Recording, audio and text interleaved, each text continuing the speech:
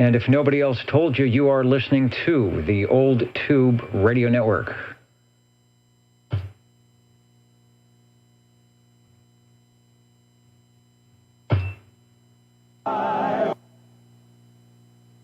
Or maybe not. I have a mouse that is all of a sudden not working here.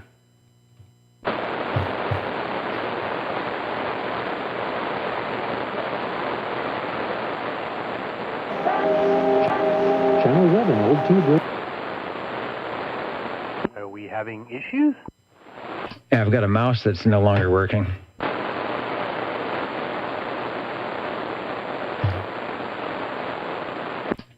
Now let's try this.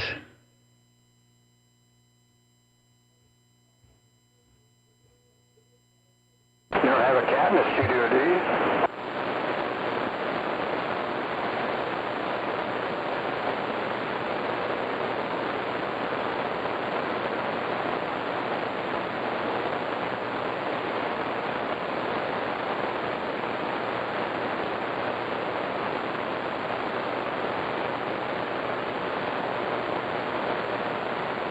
Well, the transmitter's working, right? No, maybe not.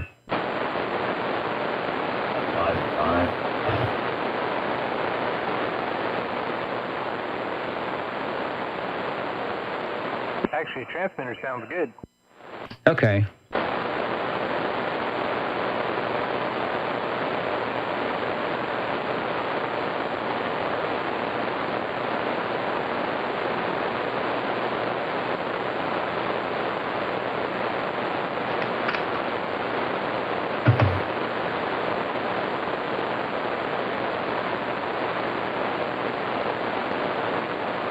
One 11167.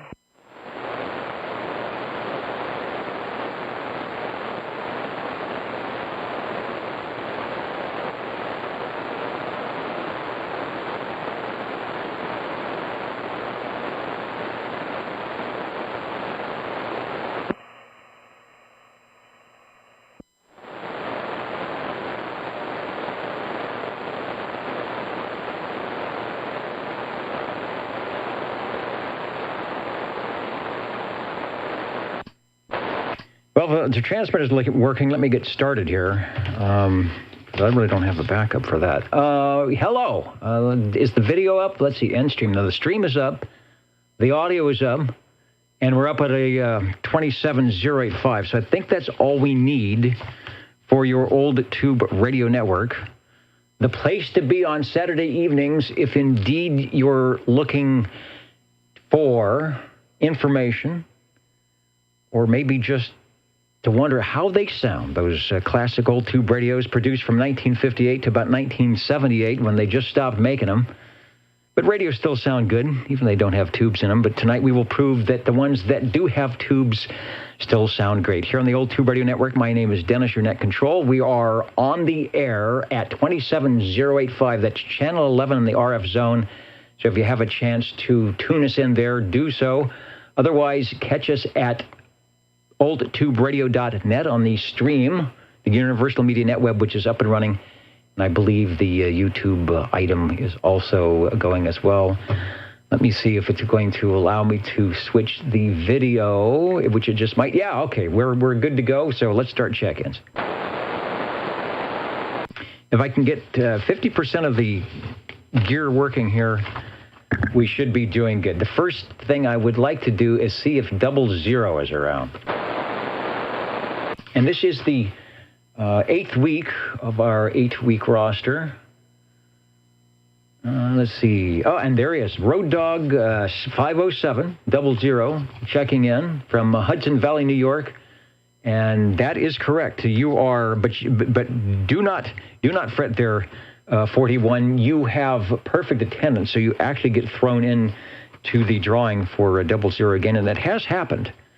It has happened that there have been not very often in 35 years that people have done back-to-back 00s. But if you do, remember that you're going to want to play the lottery if you have luck like that. Next, we have SWL number 1. who gets a cosmic check-in, as always. SWL number 2, who is present and in the house, as they say, listening in on the video side. And let's see, did you give me a solar report? 10 meters is showing some DX. Sunspot number is 0. 1 day, no sunspots. I thought I saw like 11 or something. So there might be a sunspot rotating in. 20 meters was open. 10 meters wasn't open. But OBP, you are looking good. How about SWL3?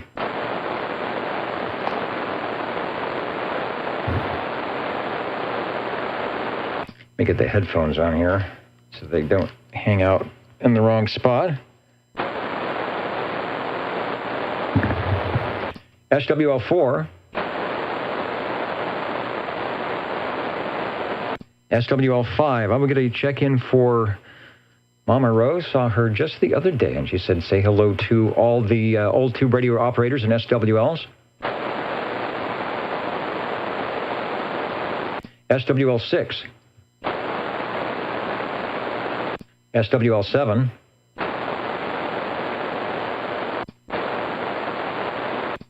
Let's see. Let me scroll down. I thought I saw 7 in on the thing. Please check in 7. All right. A remote check-in, because 7 is his coiled cord microphonium will not stretch far enough to make it to the radio just yet. Okay, over we go all the way up to SWL 13. The comments are sort of refreshing, so I'll keep my eye out if you're checking in at oldtuberadio.net. SWL 14. SWL 15. All right, 1.5. Did you put your antenna up another inch?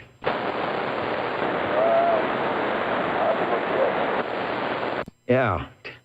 I've got a lot of static, a lot of noise tonight. I don't know what's causing that, but I do hear you, and you are checked in.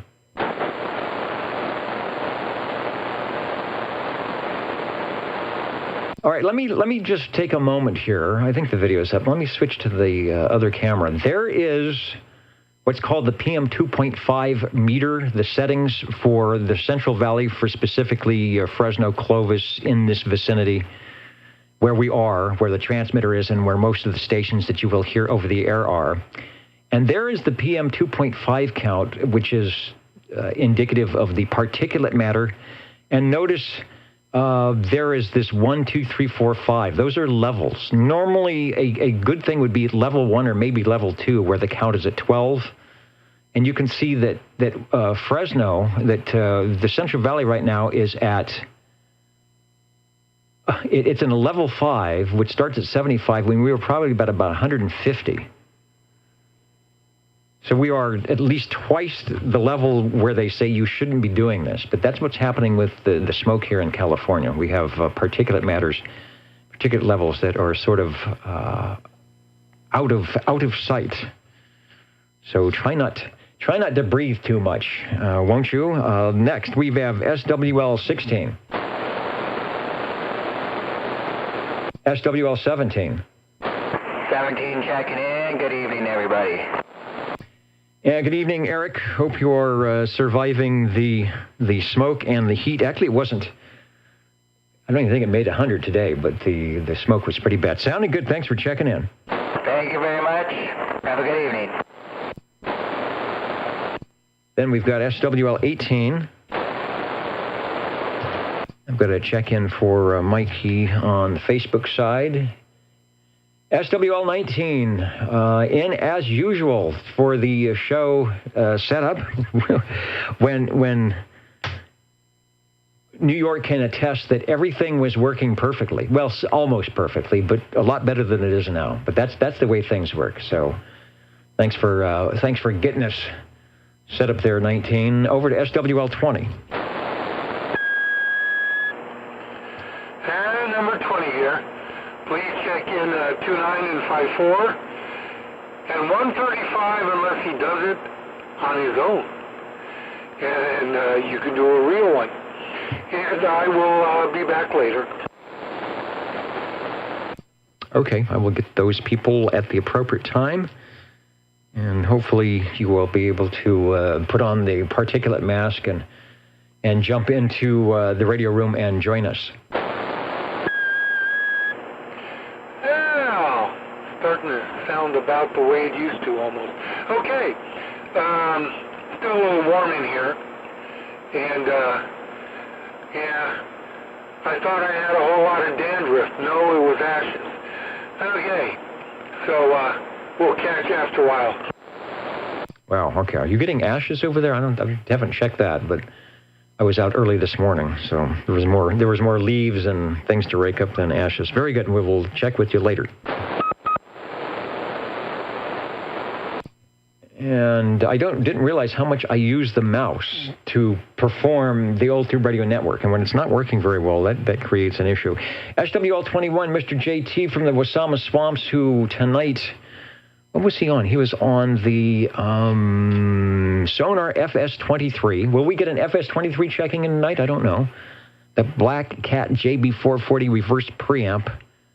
And the Super Bowl, although I think it was the Super Bowl times 2. I noticed he was on channel 12 most of the time. And if I am good, let's see, this never works, but I will try it anyway to see if we can get the instant replay from the old radio night, which you should, if you don't know about it, you should check into it. I think it starts around 5 p.m. Pacific time.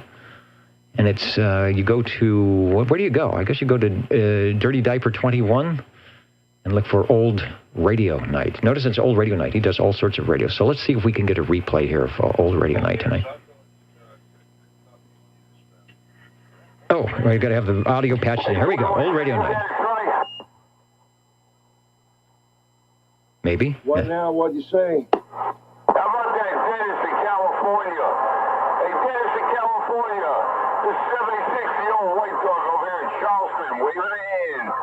All right, 76 in Charleston, you're sounding good. Yeah, in the future. Said, crazy man, or is that the past? Crazy man, he said, go ahead, crazy man. He said, hey, crazy man, you're 20 over spanning there, right? Spanning the globe and across the U.S. via CB radio. Isn't technology great? White dog, I hear you.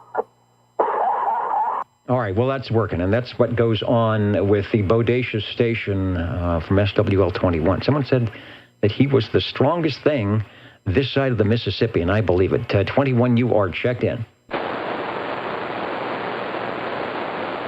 Then we go to East Texas for SWL22.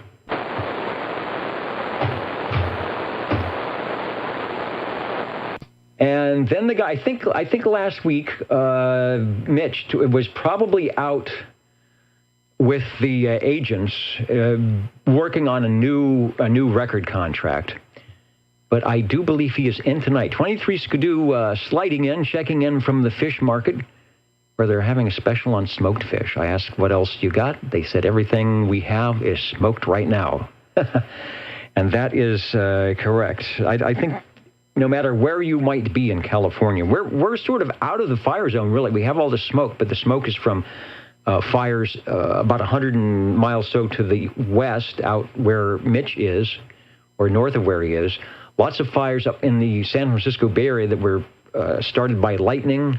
We've probably got fires to the south. So we're in a valley here. The smoke just kind of gathers in, and if the wind stops, it stays here. If the wind blows the other way, it blows the smoke in from elsewhere. But typically where we would have fires up in the foothills, we don't have that because we didn't get a lot of lightning, but that doesn't mean that we won't have them. But anyway, Mitch, hope you are able to breathe properly.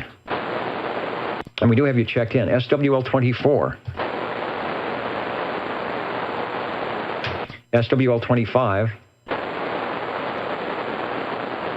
Now, I'm going to proxy him in. I'm not sure if he's back from the big trip or not. We will get the full synopsis when he gets back to the microphonium.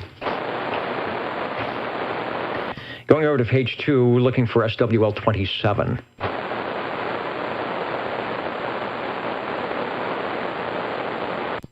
SWL28. I'll check the roster. That's Chrissy from the part of the dynamic duo up there in Idaho, where things are always good, right?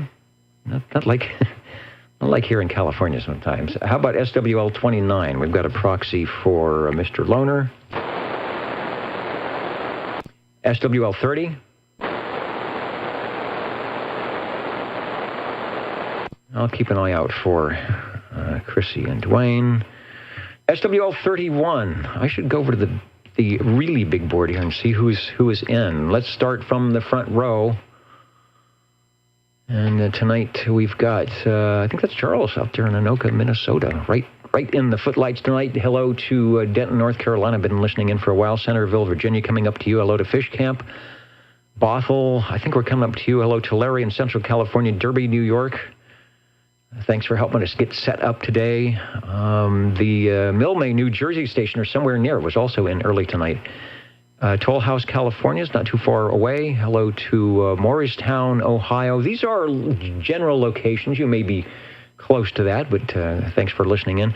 Squamish, BC, the trio, or is it a foursome? Maybe it's a quintet. I don't know. Squamish, BC seems to generate a lot of listeners trying to pick up the old tube radio network when we have conditions. Hello to Hermosa Beach, Somerville, South Carolina, Tulsa, Oklahoma. Hey, that might be Kenny. If that's you, Kenny, we're coming up to you. Hello to Woodland Park, Colorado, who faithfully listens in each week, hoping for some DX conditions.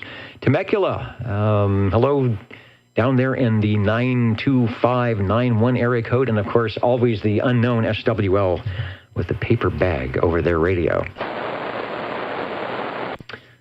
Next, we've got SWL 32.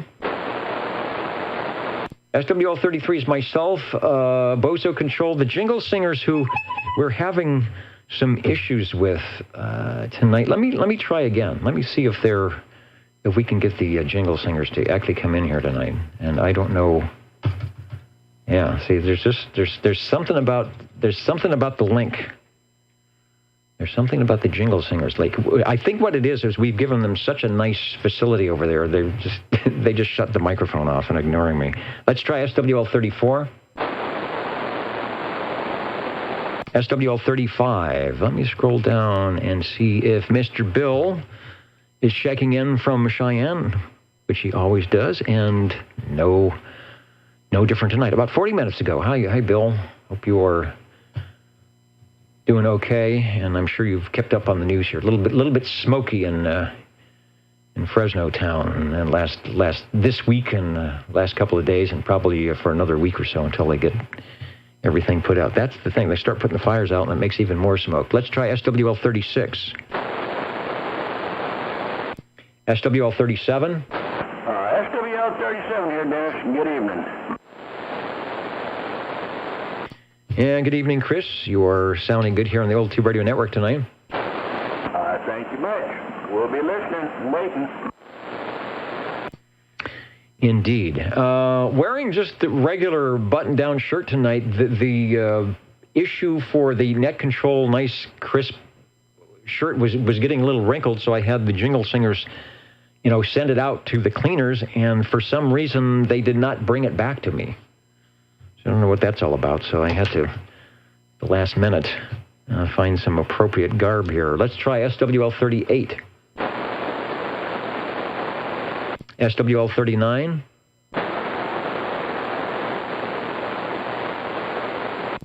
Sounds like Skip's trying to come in. SWL 40. SWL 40 here. I took my handheld laser and pointed it to the sky, and I could see my laser beam eliminating the particles in the air. Yeah, the air is a bit thick. It's kind of, I'm spilling water over the keyboard. Let's make that not work too. Yeah, it's kind of fun at 3 o'clock in the afternoon to look up and you can just stare right at the sun. A little kind of orangish orb up there. I do have you checked in. And next, the 2-for-1. The 2-for-1 sale is still going on there, Road Dog 507. And hey, there he is, right on the screen. So another 2-for-1 discount day. in New York, waving a hand to our SWLs and old tube radio operators. Thank you for checking in. Thank you for getting us started off. You did good. We'll throw you in the bin, see if you can do it again. SWL 42. I've got a proxy check-in for 42. SWL 43. Hey, you're sounding good tonight. The smoke might be helping us out on the signals tonight. Well, it certainly isn't because of my antenna, that's for sure. Yeah, you ought to try it up here in this mountain, man. It's really smoky. Yeah, but the visibility was below 2 miles and probably even worse than that. Well, yeah, I was up on my lookout tower. I'm a source fire lookout, and I had about 2.5, 3 miles visibility on last Wednesday. Yeah, that's what I've been seeing, about 3 miles on a decent day. Here in town, it's a little bit less sometimes if you look at the traffic signals. So, all right, very good. You are sounding great, and we've got you checked in. Okay, good evening, Dennis. Up there at the fire lookout. What's the other one? Buck Rock. I took a trip, it's been years now, up to Buck Rock, which is a fire lookout. I want to say it's about 7,500 feet up here in the foothills by up above Hume Lake, and around by Sequoia National Park, and actually traversed the little trail and went up and got up into their shack and spoke to the guard up there. And I asked about radio. I said, are there any ham operators, that are rangers? And she said no, but they had their little two-way. And I noticed there was no antennas on the building. She said, oh no, we are a big target for lightning. And she showed me the chair in the center of this, I don't know, a round, maybe an octagonal type fire lookout that could have been maybe 18 feet wide at most. And there was a chair, a chair right in the center of this room. And she says, this is where I sit when there is a thunderstorm. But she was out there with the sling hydrometer, swinging around, trying to get the humidity. And I had my little 2-meter HT, kind of, the nerdy guy up there making contacts on half a watt. So that's what the fire lookouts do for us. Once there's a fire, there's not much they can do, but at least they can find it. And maybe they find it before it gets out of hand. Where are we going? We've got 43's checked in. How about, speaking about up in the hills, SWL 44. Okay, I heard you just barely. I got your emails, which I will respond to. They always come in so strangely that it's hard sometimes to pick out the text and or video. So there was a series of them. The first couple of ones didn't come through very well. So I will see what it is going on with that. But I know there was a question involved, and I will try to work on that after the net. So thanks for checking in. Over. Okay, yeah, you were right in my noise tonight, my staticky noise. Let's go up to Paul, SWL 45.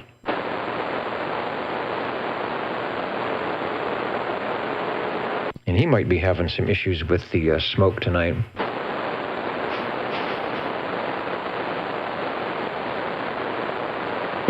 All right, and there's something. I think some of the lighting just broke in the back. You can see it got very bright behind me. Something went crashing to the ground. How about SWL 46? SWL 47? Yep. Please tell me this is working. I hear you. Over. Well, that was a peculiar ping there. We're going to have to talk about this Buck Rock thing. You called yourself some sort of a demeaning term because you carried a 2-meter HT up there. Is that correct? Yeah, kind of like that nerdy guy. Oh, there you go. Okay. Well, if it makes you feel any better, I just did that just a few very short weeks ago with an HT, and I could not go inside because, thank you, COVID-19, it was shut down, but I went just with no particular plans, kind of nosing around up there and discovered that place, and let me tell you, that is absolutely spectacular. and that was the only thing that was going on in my mind, was trying to make some radio contacts, but perhaps that's a story for another time. Greetings from the Radio Lounge, 47. All right, so you were up at Buck Rock. How was the drive up there? That road was getting pretty bad. That's an even better topic. It's not a road to be taken by the light-hearted. It's a serious road. You could probably, I'm sure there's some brave souls out there with two-wheel drive vehicles that could probably make it up there. And actually, I was tempted to take one of mine up there, but no, we took four-wheel drive. It was a fun road. Again, not for the timid at heart, but it's just a delightful road. And of course, the road conditions were fine because it was dry up there, so it wasn't too treacherous.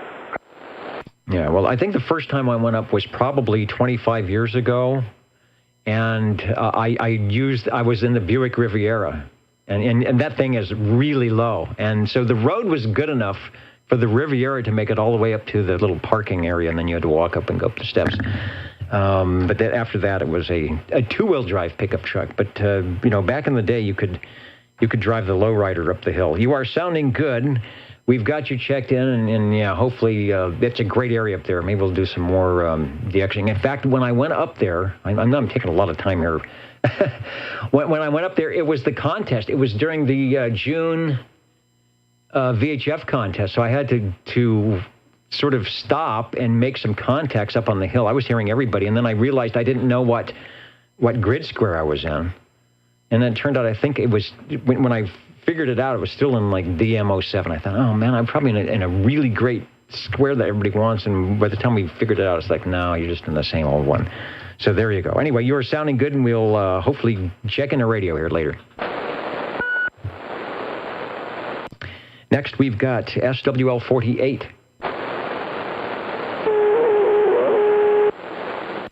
Someone is there. Who was that trying to check in? Over.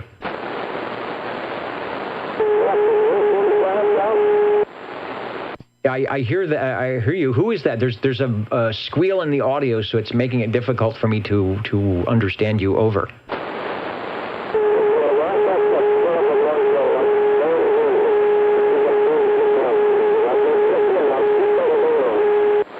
Okay, I think I got coarse gold out of that, but there is some oscillation in the audio that's making it rough.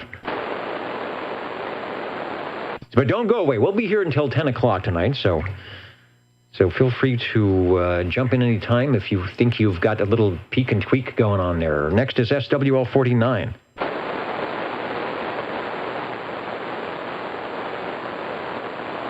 Maybe people are trying to conserve their breath today, and I don't blame you if that's the case. SWL 50. SWL 51. SWL 51, checking in. All right, from behind the N95 mask, or the KN95, which is all you can find these days. Hello, Dave. You are sounding good. We've got you checked in. 10-4, Dennis. Have a good evening. SWL 52. SWL 53.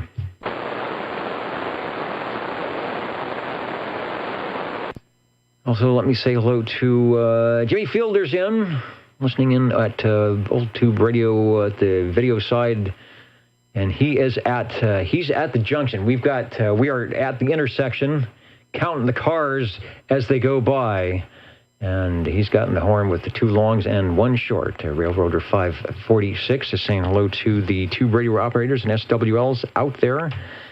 If I had, what I should do, I've threatened to do this for years, is to have a shotgun microphone outside that I could patch into the audio board, and I could probably hear, although there's probably going to be more traffic noise, when the train goes by, and it's well over a mile away, but you can definitely hear when it's coming the right way. One of them is an Amtrak, and the other one, I think, is it Southern Pacific? But anyway, you can kind of hear that. That would be some good background noise. Maybe hear some hawks and raccoons and foxes and all sorts of stuff that going on around here. You are listening to the Old Tube Radio Network. Real Radio's Going in the Dark. I'm going to try the jingle singers event. Let me see if we can do what I wanted to do at the beginning. Here we go. Here goes nothing.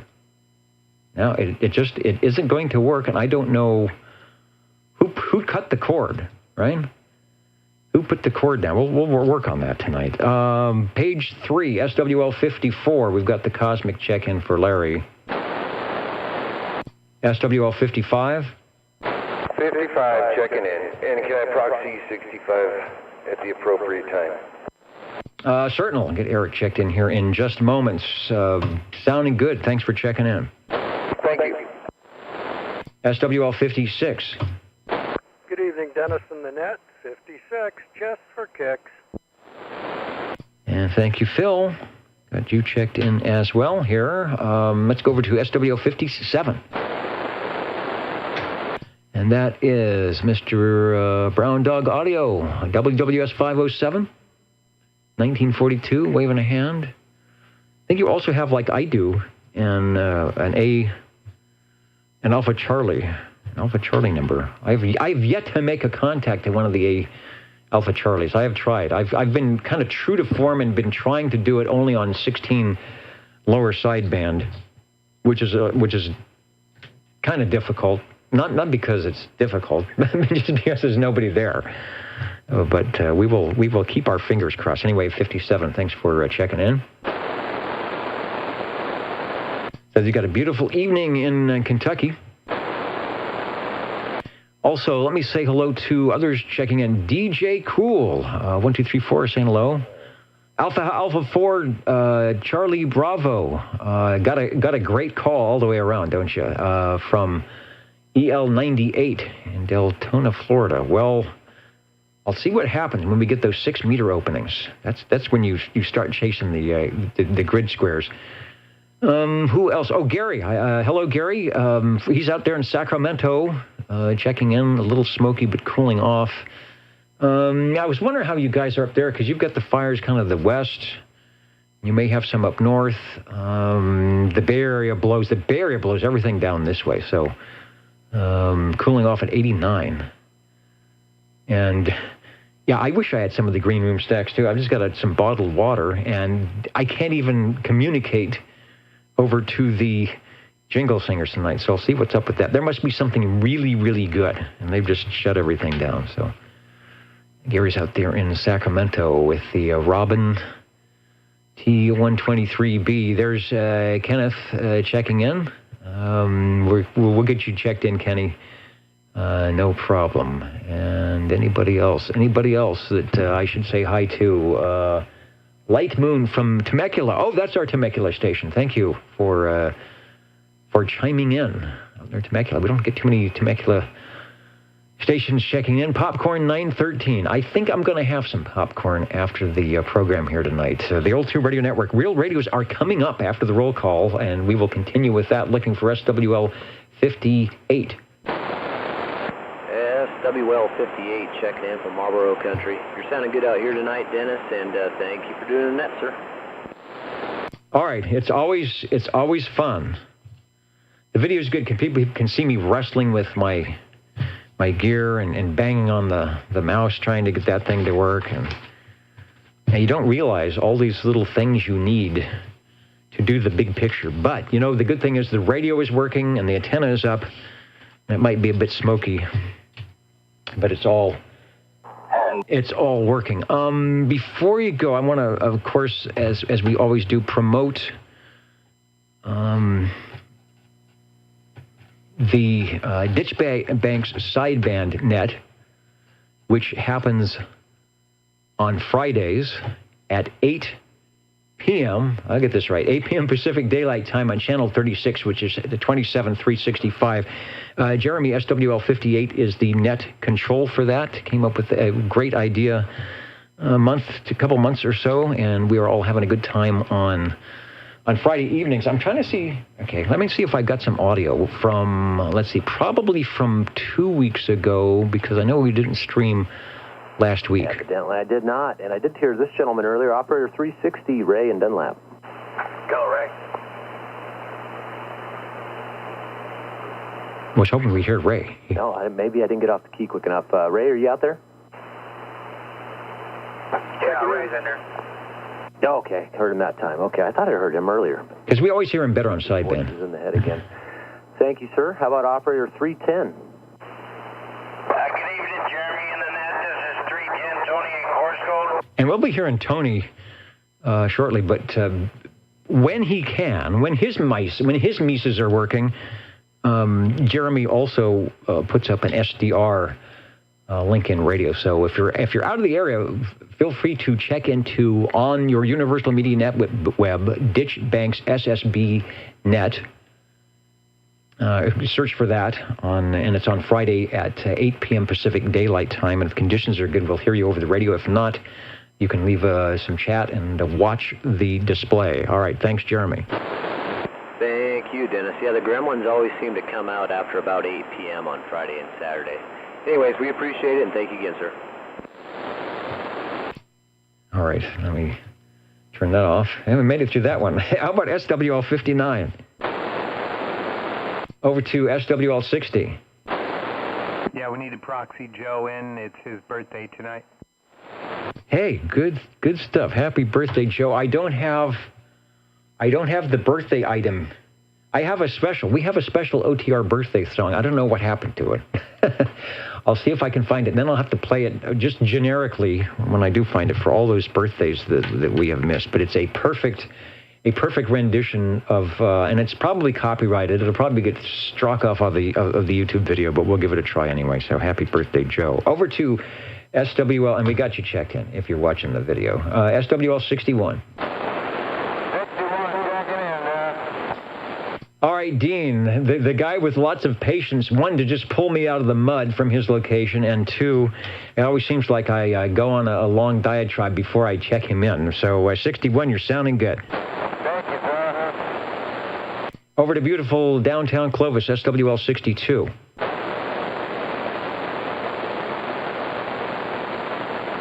SWL 63. SWL 64.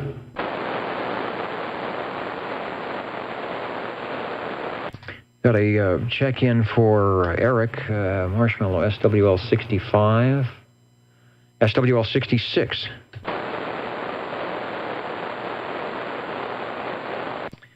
SWL 67, that is Bill out in Wraith, right there at the, shining the flashlight up from the balcony tonight, Canby, Oregon. Bill used to be here locally, and now he is just sitting at the radio on Channel 11, waiting for conditions to open up. The short hop, right? The short E-hop, which we should really be getting here at some point. And Bill will chime in. Let's try SWL 68. SWL 69. Kenny, who is out there listening tonight. Kenny, we've got you a real live check-in from staying up late in Tulsa, Oklahoma. Hope you're doing well. There's lots of smoke here in the valley from all the fires, started from basically from all the lightning hits that we took in that storm a couple of days ago. Wonder how this guy is doing up in the hills. SWL 70.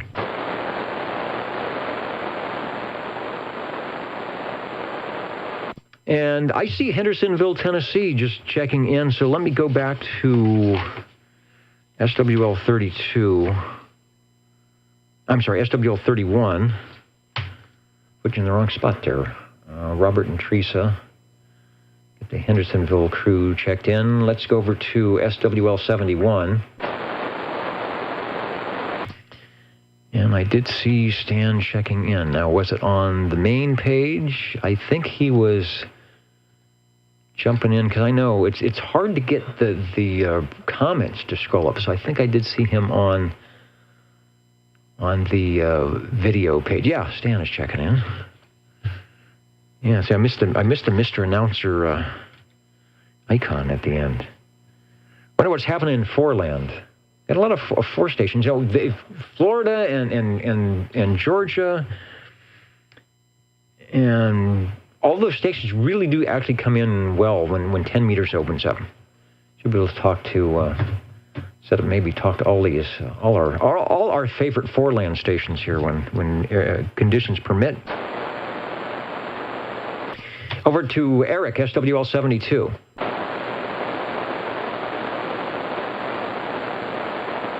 SWL 73. I'm going to check in for John. I talked to him on 2 meters earlier in the week. SWL 74.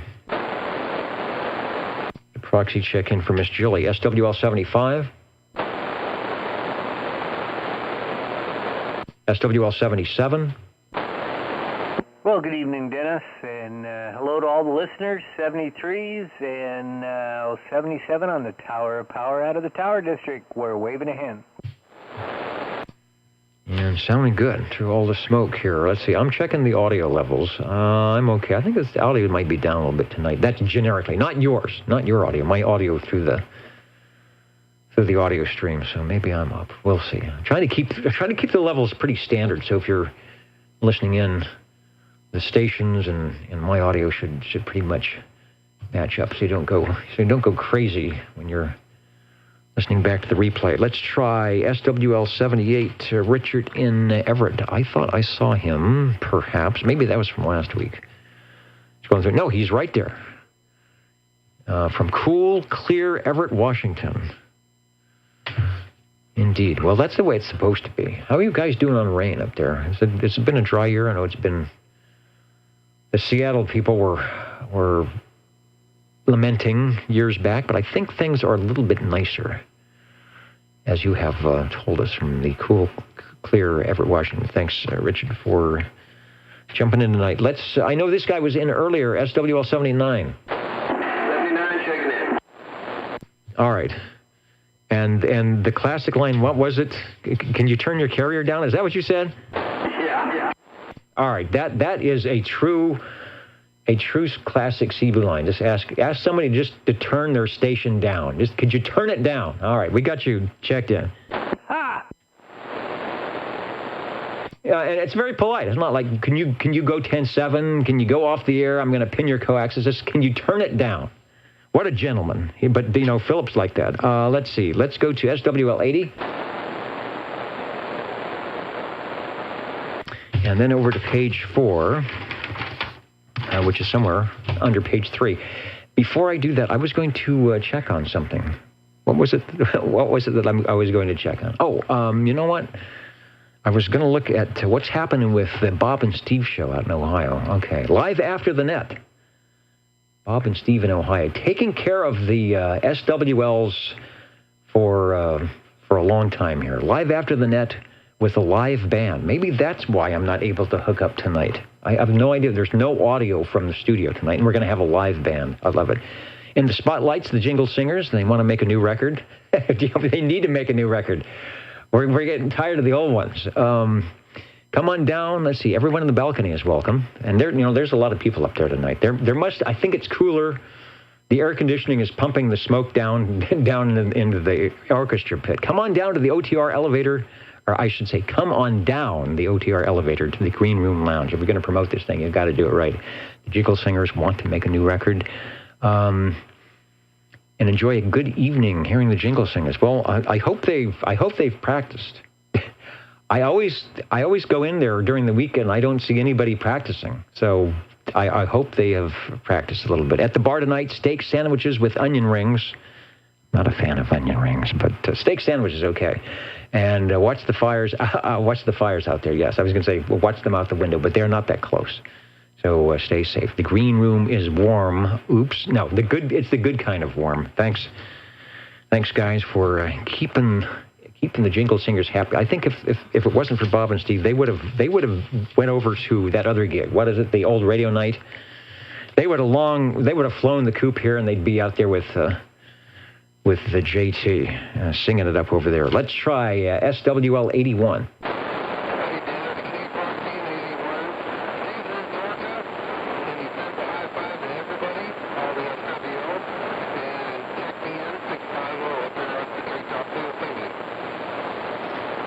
All right. Well, you say wall-to-wall, treetop tall. Yeah, I got a note from Steve Areno saying that he was sort of in a remote location. So if you're watching, Steve, we're waving a hand. Thanks to 650, you are checked in, as well as 650 Live and Direct, Mr. Unicorn, who has been hanging out with us probably since pretty much day one of the Old Tube Radio Network. Checking in, was it the Bullet Hole Special or the Unknown Radio? One of those. Maybe it was Eric. Eric used to do the Bullet Hole Special. Somebody had the Bullet Hole Special radio. All right, Steve, thanks for that, and thank you, 650. Let's go over to SWL 82. 82 checking in from the ditch banks of Iowa. Good evening. So if you hide behind the ditch banks, does that pretty much get you out of the smoke zone? Yeah, pretty smoky out here, but I look at it as this is the fog rolling in. I'm pretending I'm on the coast, and that's the fog rolling in, and it's cooling down, so it's really nice out here. And I smell the campfire out by the trailer in the ocean there. Yeah, it's a little kind of out-of-control campfire. I guess Big Basin. I used to stay there a lot. Big Basin, the whole front part of the thing burned down. That is not a good thing. Yeah, and this morning, speaking of fog, I have one of those, Google speakers, hey, Google, what time is it? That kind of thing. So I asked, what's the weather like? And it gave it's going to be 102 and low of 73, and it says it's currently foggy. I said, oh, yeah? And I looked out the window saying, yeah, you're right, except it wasn't quite fog. And then it got changed to smoke. But we fooled even the best, even the most logical being on Earth, Google, and thought it was foggy today as well. Thanks, Ron, for checking in. All right. Yeah, too bad it wasn't Alexa. You could have said, Alexa, you had a rough night. All right. Have a good one. Yeah, we're all having those rough nights with the air the way it is and everything else. We're sort of used to things not going well anymore. How about, let's see, we've got SWL 84. I'm proxy in 84 in the gang. SWL 85. Hello, 85 from Reedley.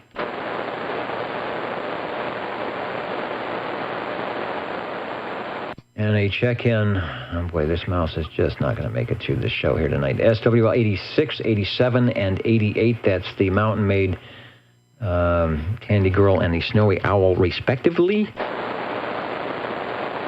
SWL 89. SWL 90 with a proxy check-in. SWL 92.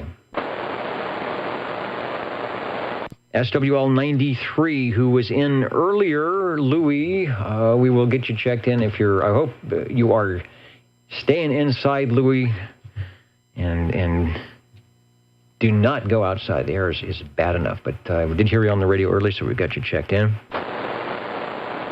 Over to SWL 98. Checking in, Dennis. Yeah, you cannot, it looks like you can't escape to Monterey to get out of this one. It's all over. Oh, man, Santa Cruz was on fire last night, and the beach is right there, the Half Moon Bay right there. You couldn't even go to the beach. It just showed the water, but the smoke was just like covering the ocean. Yeah, so anyway... yeah, because, Santa Cruz has got all those trees and redwoods. I've seen some of the houses out there. The redwoods are literally 10 feet away from the house. So it's cool, but, man, if it ignites, not good. Anyway, you are sounding good. Thanks for checking in. All right, thank you, Dennis. Hey, and I want to wave a hand. That's a CB term, which means I want to say a great hello to, and I always love it when I call them the celebrities. One of the celebrities stops by, and we've got one tonight. It's Greg. Greg Howe wants to know where the E-Cloud is tonight. Had some great Central Cal Northwest openings earlier this week, and it can do that. Sometimes it's backscatter. I used to hear the guys on 20 meters, they're beaming Australia with their kilowatt, and the beam is pointed this way, and my beam is pointed that way, and you hear the guys in Riverside and L.A. and, Santa Monica, sounding with the backscatter. Greg actually, Greg and I grew up, believe it or not, very close together in Southern California. I think he was down near Huntington Beach. I think that's right, Greg. And I was in Manhattan Beach. And let me tell you, in the late 60s and 70s, there wasn't a lot of stations in Manhattan Beach, but there was a lot of stations in the South Bay. And Greg remembers the days of when you just go channel to channel to channel, and you had to do the 5-minute rule because you couldn't get a word in edgewise. Also, Greg has if you can see him here, Greg, he's a fan of my favorite radio. There it is, the FT102. There are a couple here on the desk. So thanks, Greg, for listening in. And sometime when I get it all set up, we hope to talk to you live, because Greg also has some great information on Browning radios. He's got a book that everyone who owns a Browning should have, and he also has some other interesting stuff going on. So I'm glad you were able to jump in here tonight, Greg, on the Old Tuber Radio Network.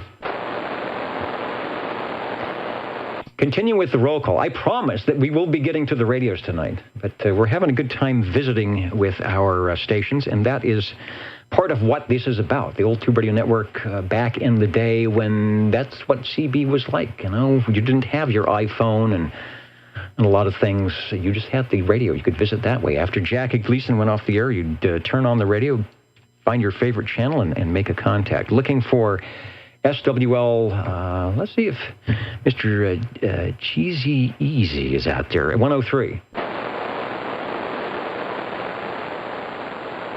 Thought I heard him earlier in the mobile. You did, and proxy him in.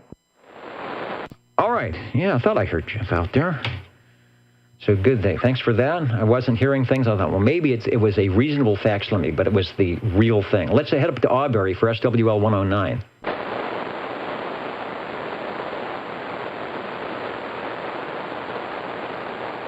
SWL 110.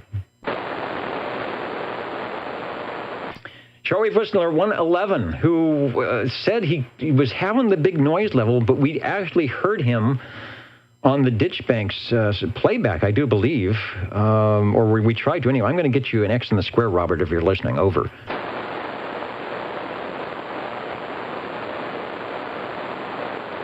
Let's try shortwave listener 113. SWL 114. 114, checking in. Sounding good, Wayne. As always, X in the square. Over to shortwave listener 128, one of our digital listeners, John in Fairfax, Virginia. If I grab the mouse that is working, he might have actually said hello. Yeah, 128 checking in. Fresno area people, stay safe. Thank you. We are actually safe from the fires, but not from the smoke. Some nasty stuff going on in the Bay Area. That is for sure. And as you heard, it's talking about Santa Cruz and out by the ocean. It is a little bit nasty out there. Got you checked in, John. Over to SWL 131.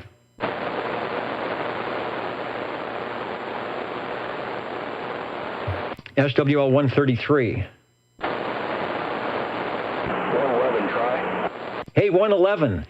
This is Fresno calling. Over, over.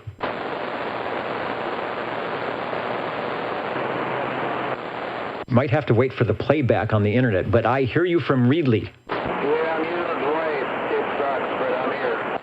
Okay, that is Bob checking in from Reedley. Reedley is ground wave, maybe, I don't know, 20, 25 miles. There's a little hill in the way. He's doing a great job into the receiver. That is what classic radio will do for you. And 111 is checked in. Let's do it, the automatic check-in here. Sounding good, Bob. Thank you, sir. Take care. 111, sir. All right, well, when all else fails, run to the Tower of Power. Thank you, Dennis. You betcha. All right, let me try 133. Dave, if you're out there, give us a shout on the 20-meter Delta Loop. Anybody hear Dave? How about SWL 135? All right, do not go away because we have real radios coming up. With half of the station broken here, at least the digital side, we will still get radios checked in. 137 is checked in. Let's go up to Tony. Now, there's a voice we heard on the playback, SWL 145. Good evening, Dennis, and all the SWLs. This is Tony in Corsco. That 111 was sounding real good up here a couple minutes ago up here in Corsco from Reedley, making a fine trip. Yeah, I heard him come through here in the flatlands of Midtown Fresno, but he has an extremely high noise level going on, so that's messing up his AM. But he always sounds good on sideband, and likewise, you do too. Thank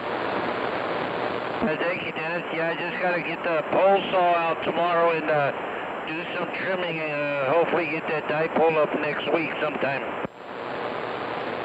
Sounds good. You know, it is very amazing what you can do with a wire put up in the air, discreetly or secretly placed. Like Greg does, you can loop it. You can make the loop antenna. So that way you are neither, or should I say you are both? Yeah, I should say you are both horizontal and vertical. That's another thing we need to talk to you about, Greg, is how to build how to get horizontal and vertical simultaneously and at the same time. Thanks, Tony. Thank you. Yeah, we'll have to look into that, check that out.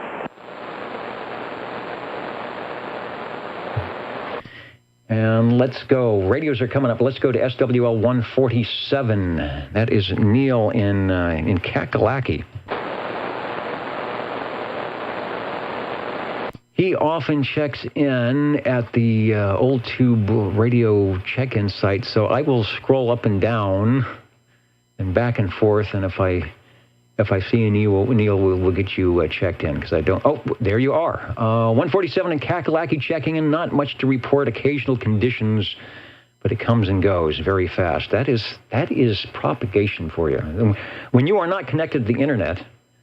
sometimes you have to, it's like fishing. You have to try a little bit harder, but you do not get a bill at the end of the month. So there is good things coming like that. Neil's got to get up early, so he's going 10-7, and he will see us all next week. I wonder if he's got a musical thing going on, which very well could be the case. Thanks, Neil, for checking in. Let's go up to a little closer. Neil is he's a 6 call, so he's familiar with Fresno, but he's out of Fayetteville, North Carolina right now. Here is a station up in Corscold, SWL 195. 195, checking in, Dennis. Everybody sounds good tonight. Yeah, it must be we're all relaxed. When it's smoky and you're wearing a mask and all that thing, you can't fret too much. What is it? Be happy. Something like that. You are sounding good, sir. Thanks for checking in.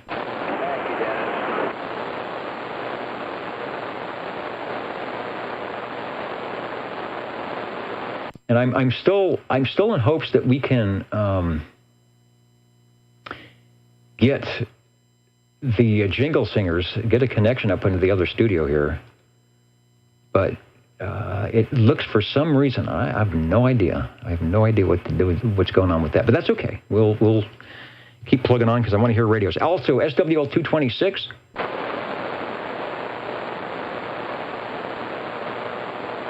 And anyone I missed for check-ins before we go to the tube radio check-ins.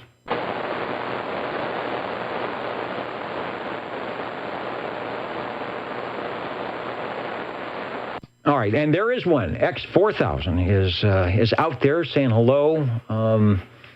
Looked at the temperatures up in your area, just about as hot as it is here in Fresno, and probably lots of smoke as well. So X4000 sending out a CQ. We've got your CQ, and I raise you a CQ-DX. Oh, hey, and there is...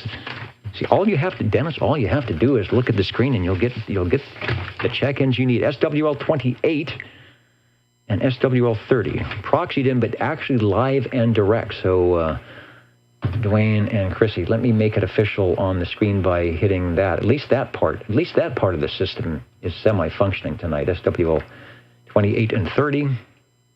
Also, one of the True Blue Digital SWLs, not only on this particular net, but also over at Old Radio Night with with DD21. Butterbean is checking in with his 1998 HP laptop. I took it out of here. I have probably a 1978 Texas Instruments, or no, it's a Sharp. It's a little Sharp calculator with a big bright LCD display that still works when I remember to put in a AA battery. Sometimes old stuff is just fine and dandy. All right, we'll be right back. I'm setting up. I'm going to set up for the tube radios, and we hopefully will check in a couple of those. Back in a moment on your old tube radio network.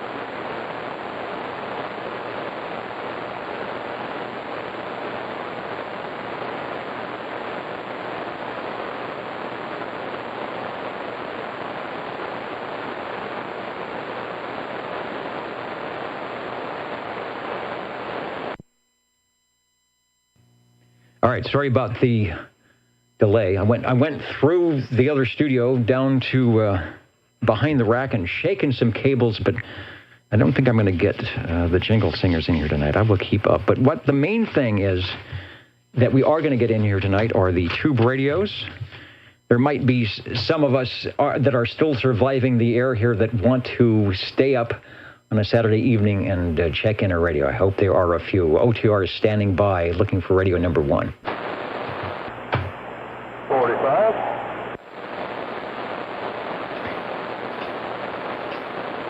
Hey, Paul, I hear you now. Can you hear me over? Yeah, you bet. Hear you fine.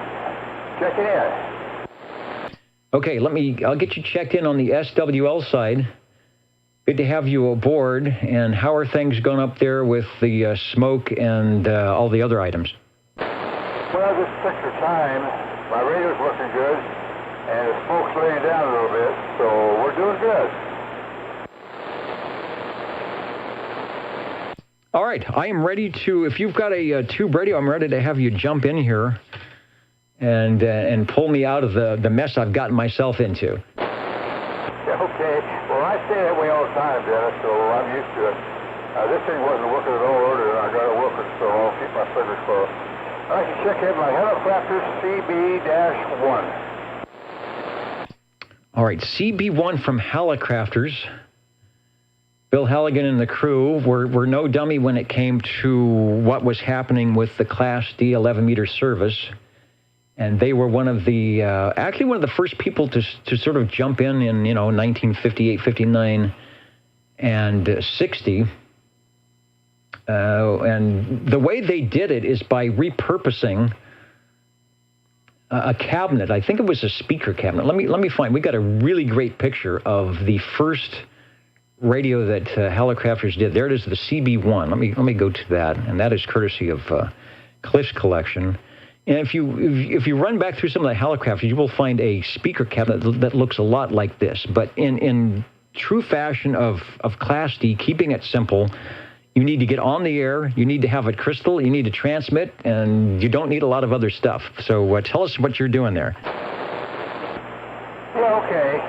Yeah, this is a really classy radio, I'll tell you that. It was, like you say, this was manufactured in 1959, not what you're saying, I'm just repeating what you're talking about. It's a CB1, so it's the first radio, the tube radio that they made, and it is in that speaker cabinet. And right in the middle of that is my favorite, the Magic Eye. It makes this radio all the way. If it doesn't mean regardless of that eye is a modulation tube that lights it. You know what I'm talking about. It's beautiful. This radio is pretty sacred class radio. Like I said, it's got 11 tubes in it. Not much to go. You got to push the dial down on the thing in the middle of the rack and then talk into a separate microphone. So it's a two-handed operation when they come out. We did a lot of funny things back there, but boy, they made a nice radio back to you. Got you on the air. That was the main thing, because remember, the Class D service, theoretically, the FCC said this is not for hobby communications. This is for, KEO 8492 base to Unit 1. This is to when you're coming home from the salt mines, to you hear someone asking you, can you pick up a loaf of bread on the way home? That's what this was for, kind of personal communications that were not anywhere, over 150 miles. And so you needed a classic, something that worked really well. I know it's got a push, I'll call it a push-to-talk bar. And do you have to keep your fingers, do you have to keep that thing depressed as you're talking, or will it lock down when you press it? No, you got to hold it down. It'd be nice if you could lock it, but you don't lock this one. It comes back up real fast. Anyway, I'll get to it. My microphone is Electro Voice Model 727. Ceramic banana mic, non-amplified, of course. And it's not the original microphone, but I think it sounds pretty good. At least you gave me good readings on it. Back to you. Yeah, the audio is really good. Usually the Helicrafters audio was nice. They were making transmitters, some really nice transmitters for amateur radio. They were really making some great receivers, so my guess is that's got a decent receiver in there. The microphone we're showing is the supplied original microphone. It looks like it's maybe a crystal, or a little ceramic microphone that may or may not be hardwired in. So if someone had to rewire that microphone, but it's good. It's not flat topping. Some of the Hallicrafters would flat top if you've got too much amplified audio, but I think you've got that set up really well. And of course, with the Magic Eye, I believe that is set up for your modulation and not for tuning, obviously, because you're crystal controlled. So if you're seeing the winking, blinking eye, you are doing well. Over. You're right again. That's what it's for, exactly. No, I'm real pleased with this radio. This thing has the original tubes in the thing when I got it. Couldn't believe it, so it really hasn't been used that much. I love the radio. It's one of my favorites. Of course, Hallicrafters are great radios. They're one of the first, one of the best. Thanks for checking in, Dennis. All right, we'll do a frequency check here, so don't go. We'll take another transmission. My first radios, the CB11A, which was 100 milliwatt walkie-talkies from Hallicrafters. My FM 1000, which was that's later in late 69 and 70 when Hallicrafters was a subsidiary of Northrop Aircraft Corporation. My dad worked there at the plant in Hawthorne, and actually got an employee discount. So I was able to get my first little shortwave or AM/FM DX radio from Hallicrafters and get a discount on it. And then my very first receiver was an SX25. That is 11 tubes, believe it or not. Part of it is because they have a rectifier tube in there, so that adds another one. The 6E5 is the, they call it the mod indicator, but that's the Magic Eye tube using a 6E5. And looks like all 6-volt tubes. It says 115-volt AC. I don't see anywhere where that has the capability of running on 6 or 12 volts. And you are right, the year 1959, it's called the CB1 Little Phone. It's in Sam's CB1, page 59. So give us a transmission. I'll do a zero beat and see how well that crystal is holding up from 1959.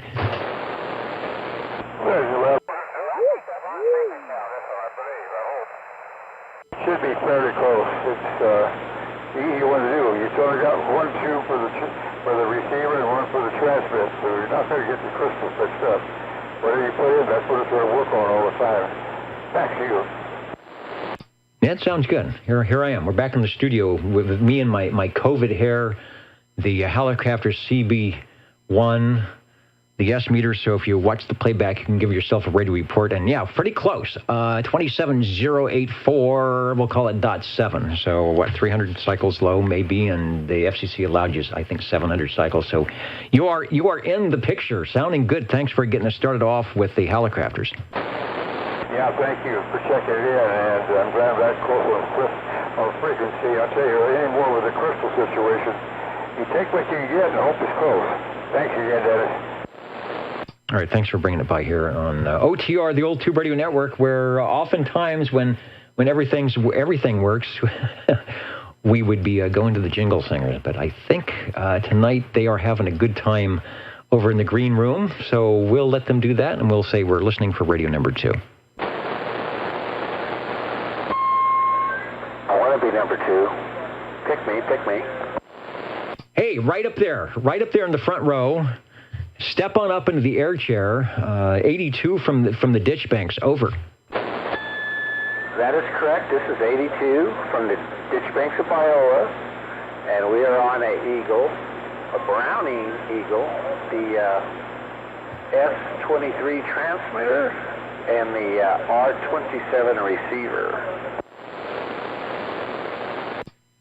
All right, let's see if I have a combination like that.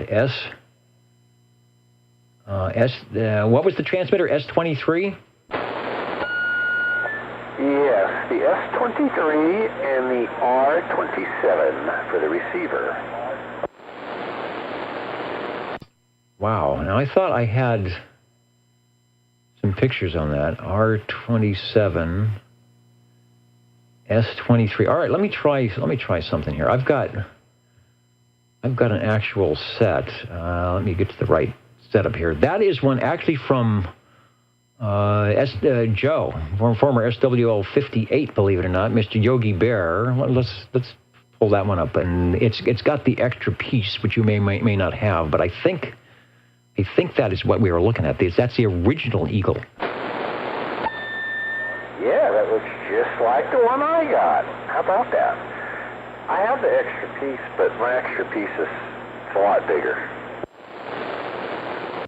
Yeah, well, for business band purposes, the first of the Browning combination to sport the name Eagle, and somewhere on there, it looks like it is on the transmitter, is sort of a silhouette of an eagle, no doubt. Yeah, I call it a chicken hawk, but yeah, it'll pass as an eagle.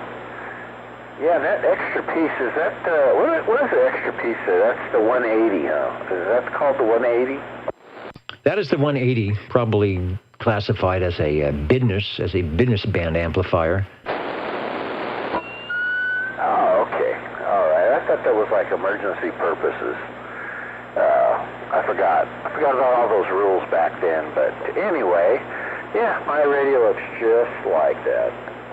And I think mine's all original. It hasn't been painted or doctored up other than the inside from, I think Mr. Boardjammer and maybe Harvey had his hands in it too, but they got it all back aligned and working properly.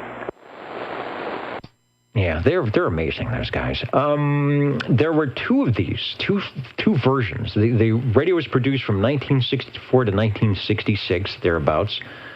The original price range at $359, so up in the high end, as you would expect for Browning, when you know, some of the radios were selling at maybe $199. I think the Generals are at $159. You could get some kits for less than that. Radios in the $200, $225 range. $359. There was a Series 1 and Series 2. The Series 2 base station consisted of the R27 receiver and the transmitter, of course. Some of the differences from the Series 2 are larger meters, neon modulation indicator, and the lighted on-the-air indicator. I'm trying to think which one we're seeing here. Do you have any of those items? The lighted on-the-air indicator, a neon modulation indicator, or what was the other thing I said? But anyway, that larger meters, that might indicate that you have a Series 2. Yes, I have the audio red light that goes on and off as I modulate, and it has a little spot meter, not meter, but spotlight, and above that's the on the air. Has the on the air. So yeah, mine's really, it's like that one that you had up there on the interweb. But anyway, yeah, I've seen them with different knobs though, so the different knobs must have been the older version. Yeah, I just patched into an ad to see if it was which one this might be.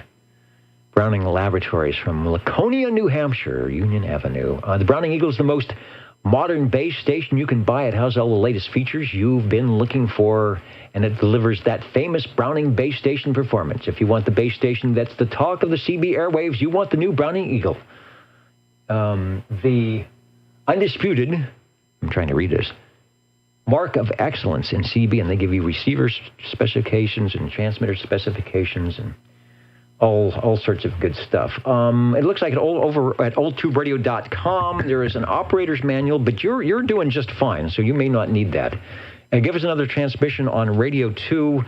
I would say the thing that started it off for Browning, but they were up and running long before that. But the Eagle series sort of really put them forefront in I gotta have one, and you got one. Yeah, I don't have the original microphone. I'm using a non-amplified D104 that has been painted to match the radio. But anyway, I remember as a kid going into a CB shop in Pismo Beach, and they had the Golden Eagle, probably like the Mark III or something. And yeah, that was pretty neat. Had it in the front window on display at a CB shop. So that was cool back in the day, probably in the late 70s on. Well, we'll say maybe mid-70s. Anyway, all right, Dennis, thanks for the show, and everybody take care out there. Breathe easy. Yeah, absolutely. And you said, thanks for the show. This is the reason that we have been doing this for 35 years, and I kid you not. We started back in the day, switching down to channel 11 with our tube radios just kind of to get away from the noise of the other channels, and a very informal gathering. And because we have such great collectors and operators here in Central California that are willing to take time out of their Saturday evenings to jump in the Radio Shack and share the radios and share the sound, the sound from 1964 and 65, that you can get on. You get that personality coming through in that 6 kilohertz wide AM. Sometimes on sideband, you just don't get the personality of the operator, but I think you do with AM. So, and let's see, what's my Browning story? I drove, this would be 1972. I was in high school, living in Manhattan Beach, and there was a break in Bakersfield, one of the big jamborees, and it was in Bakersfield, and one of the top prizes was a Browning, let's see, at that time, I think it was the Mark III. It was like the first year for the Mark III. So I finagled the station wagon out of my dad. I said, yeah, I'm going to drive to Bakersfield. He says, no, I don't think so. But anyway, he drove to Bakersfield for this jamboree with the hopes that with whatever, I had my $5 worth of tickets, that I would be packing the Browning Mark III in the back of the station wagon. That didn't happen, but the memory is still there, and it was a good thing back in 1972, and a good thing in 1965, and a great thing in 2020. Thanks for bringing it by. All right, Dennis. Thanks again, and we'll keep it rolling here.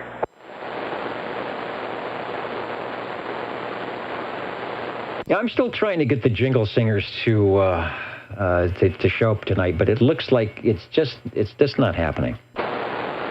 Looking for radio number 3.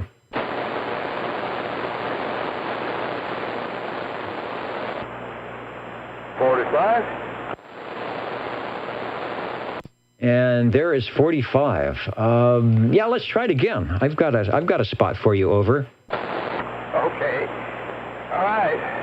I want to check another radio with a golden eye. This is Robin T-123. Sometimes it works out like that, where we have Magic Eye Night. I know we try to do it a lot, especially on the program that we do near Halloween, because that magic eye winking and blinking sort of reminds you of a Paul Frees record, or a Peter Lorre or something like that. So there we go, Robin T-123. I'll keep the S meter up on your next transmission, so we'll check out the signal on this, and then we'll jump into the radio and we'll talk about this classic from Robin. Okay. Yeah, I'll tell you what, this is really a neat radio. The Robin stand up, they make some great radios. They got all copper chassis on the circuit boards and everything, and just so clean. It's unbelievable. And with the magic eye on the thing, it makes it so nice. The Robin made a lot of good radios. I believe this is my favorite radio. This is the Robin, this 123 with that. The other ones are good radios, but this has got the looks on it. It's not a big radio, but I'll tell you what, it put it in the front room, and I don't think your wife would kick you out. Back to you. Now, it doesn't have we call it the furniture look. It is in that era. I think these came out around 1972. I will look at that. Maybe, no, it's before 72. Because this is not I don't believe this is a Panasonic chassis. This is before that. But it is nice. And you bring a good point. CB radio sort of moved from the pickup truck into the garage, and then into the living room on the doily right by the television set. So once I Love Lucy was over, you turn on as we mentioned before, you turn on the radio and chat with your friends, right? You weren't on Facebook or Twitter or whatever they do these days. This was the social media of the day. The audio is always good. All of these at check-in always have great audio on the 123. We've had a couple check-in mobile. Yes, indeed, it will run 115-volt AC and 12-volt DC if you've got the right cable. And the audio is superb. We're showing what I think is the desk mic made by Robin. It's the MT1, but you have something different on your microphonium. Yeah, it's made by Robin and made in Japan. It's made for this radio. It's, see if I find it. Just type MC-20. I think that's what it is, ceramic microphone. Made in Japan. It looks different than any other mic I got on it, any of my radio, so it's definitely made for this radio. Back to you. It's good. Nice punchy audio.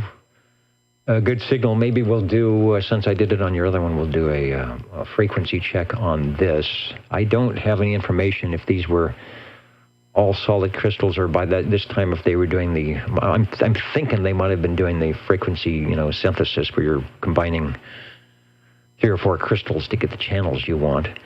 The Magic iTube, let's see, on this one, the Magic iTube is, I think it's a 6RE13. I'm looking to see if I have a picture, but you're actually, that little slot that's cut out, you're looking directly into the side of the tube. Rather on the other one, you were looking at the top of the tube. This one you're looking into the side of the tube, and then the two illuminated beams come together as you approach 100% to modulation.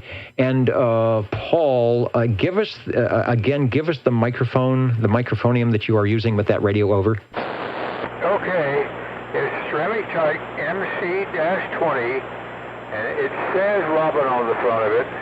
And made in Japan, full Robin strictly, the microphone is. And that's the only numbers I got on it. Other than right on the front, it says Robin on it. And it's definitely made for this radio. At least hopefully it's definitely made for it. I'm thinking it is. Back to you. Well, if it isn't, it's a good match. Sounds good. Someone had asked what the microphone was, but it's a Robin issue. I know some of the, like on the 23B, they come with one, but it's a real tiny microphone. That's what Joe is always kind of lamenting. He says it gets lost in my hand, but it sounds pretty good. Give us another transmission, and I will do the zero beat here and see how the crystal's holding up. Good. I hope we're all...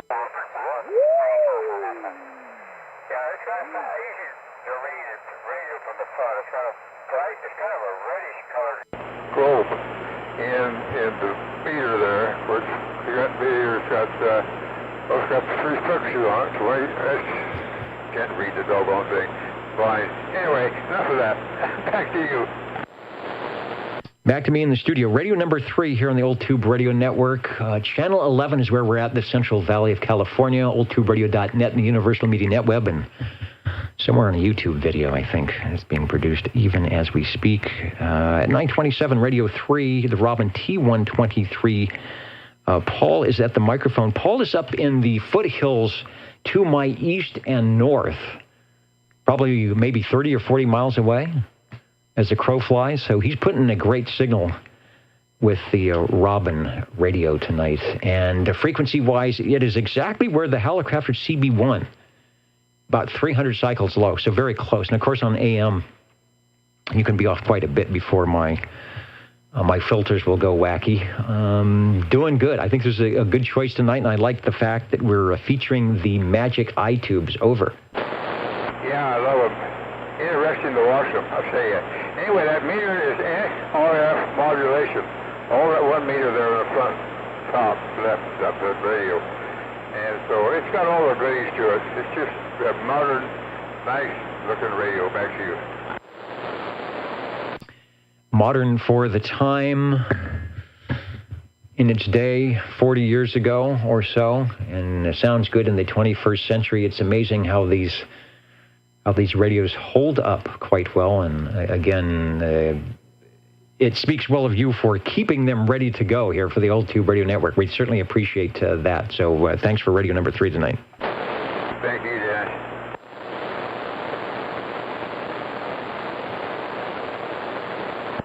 Hi, Dennis. Hello, radio.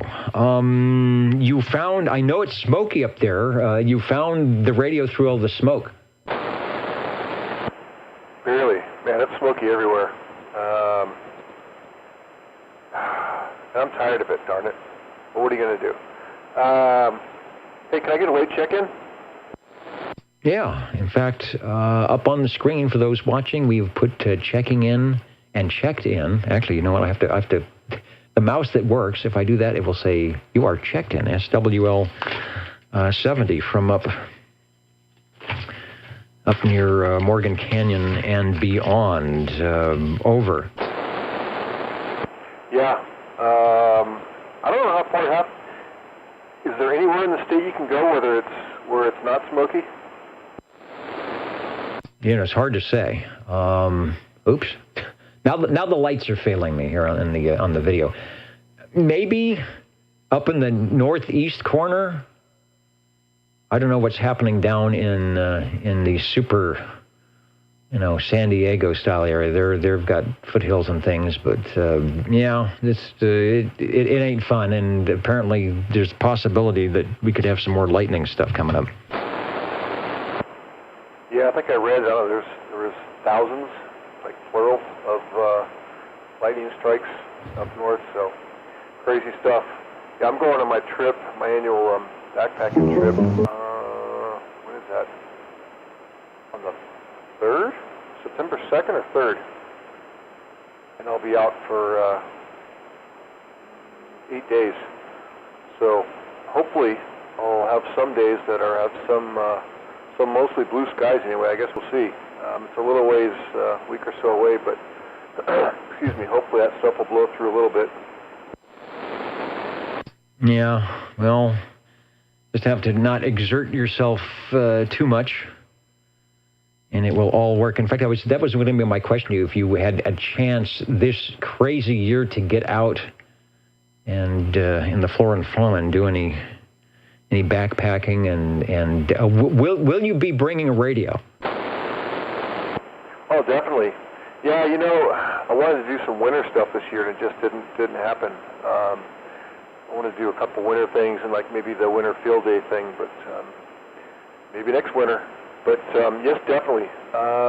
Yeah, for the KX2, I'll have about a 28, 30-foot telescoping mast, and then a wire off-center fed wire antenna, and a couple batteries, 10 watts max.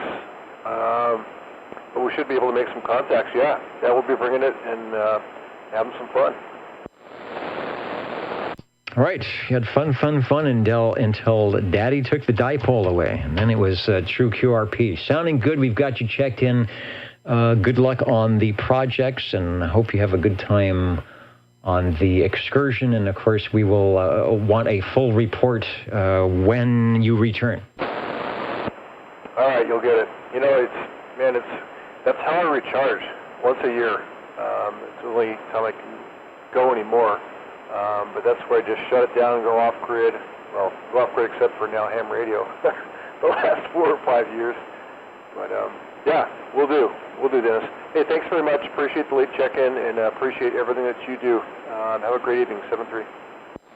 All right, thank you. I do nothing. I sit here and look like a fool, and then magically, with the miracle of radio, all these very gracious people who take time out of their Saturday evenings and are very intelligent and have good stuff come in and talk, and we all have a good time. The Old Tube Radio Network, oldtuberadio.net, and your radios. I got another check-in, and I think I have patched into the Jingle Singers. So first, let me say hello to one of our long-time listeners, SWL52, who is with that late-night internet web, Universal Media Net Web check-in thing, SWL52. Not from behind the golden microphone, but maybe from what I need is from behind the golden mouse. And let's see, I'm finding your thing. X, boy, you know what? Aaron, perfect. I had a whole bunch of blanks here on this 8-week period, and this is the last 8-week period, and you've got your X. So, of course, we'll carry you over into the next roll call sheet or whatever you want to call it. So thanks for checking in. Let me jump over to, let's see, we're going to do the Scoporama, and then I'm going to see if I can finagle.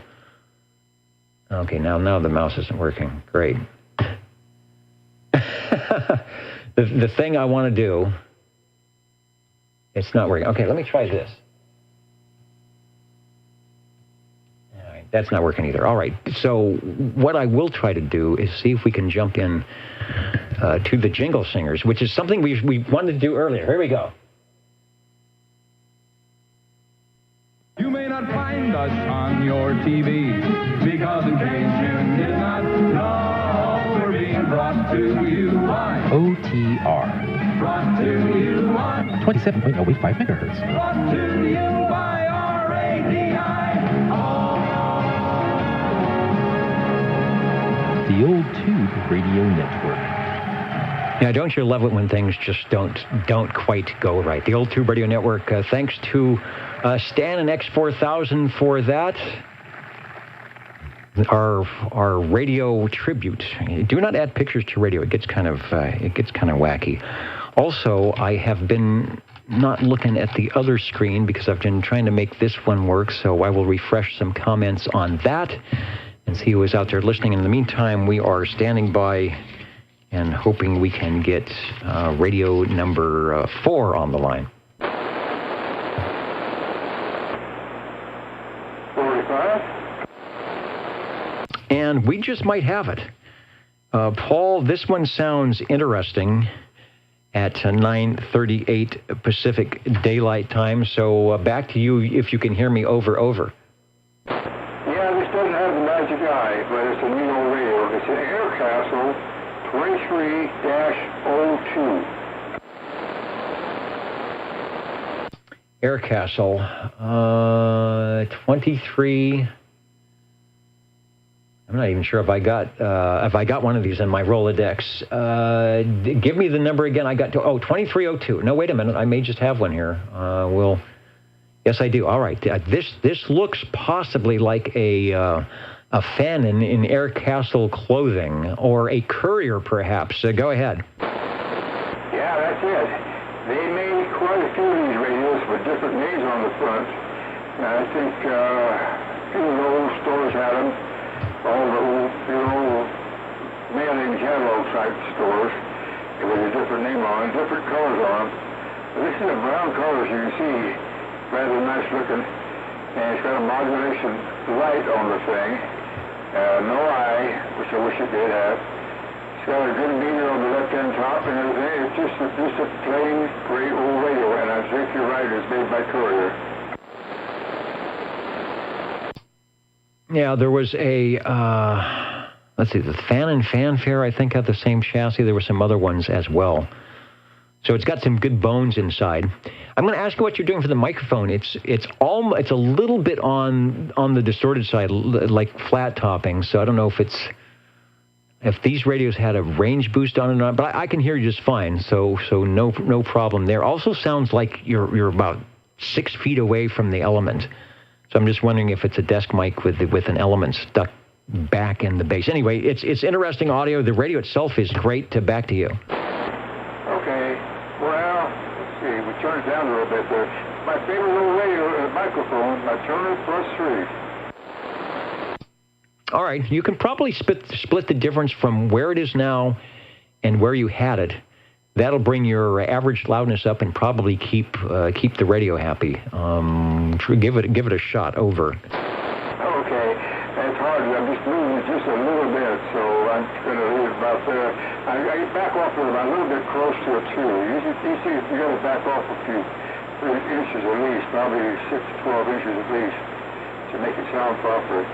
It's not. I don't have a lot of full swing, but it's enough to make it talk. Back to you. Yeah, it's talking good and all. Let's see, what can I find out here? Also do a frequency check. The Aircastle 2302, it's the standard 11-tube complement for those radios where it had the 6BQ5 for the final amp. Output modulator 6BQ5. I thought it was a 12AX7. It's not in that one. And I was looking for a date on that, which I don't have, or some information on the Sam's PhotoFax, which I also don't have. You do have a modulation light, so at least when you chat there, it should be winking and blinking at you. Yeah, and this thing was sold in the Spiegel catalog. I just remember it. And it had another radio. It was a Fanon Fanfare M2300. I think that's the one you're talking about for the radio. And they came in different colors. I think that was a blue one. Back to you. Yeah, the Fanon Fanfare, I think, is green, or bluish green. The Aircastle was the designation, like you said, for Spiegel catalog. Remember Steve Allen? Spiegel, Chicago, Illinois, 60609. I used to say that on the show every day. The Aircastle, and there is the little, like the little castle beaconing on the bottom. Good deal. I like the radio. Interesting audio. Oh, you know what? We're going to switch over to the radio S meter. Take a transmission, and I'll do the zero beat thing. See where this one lands.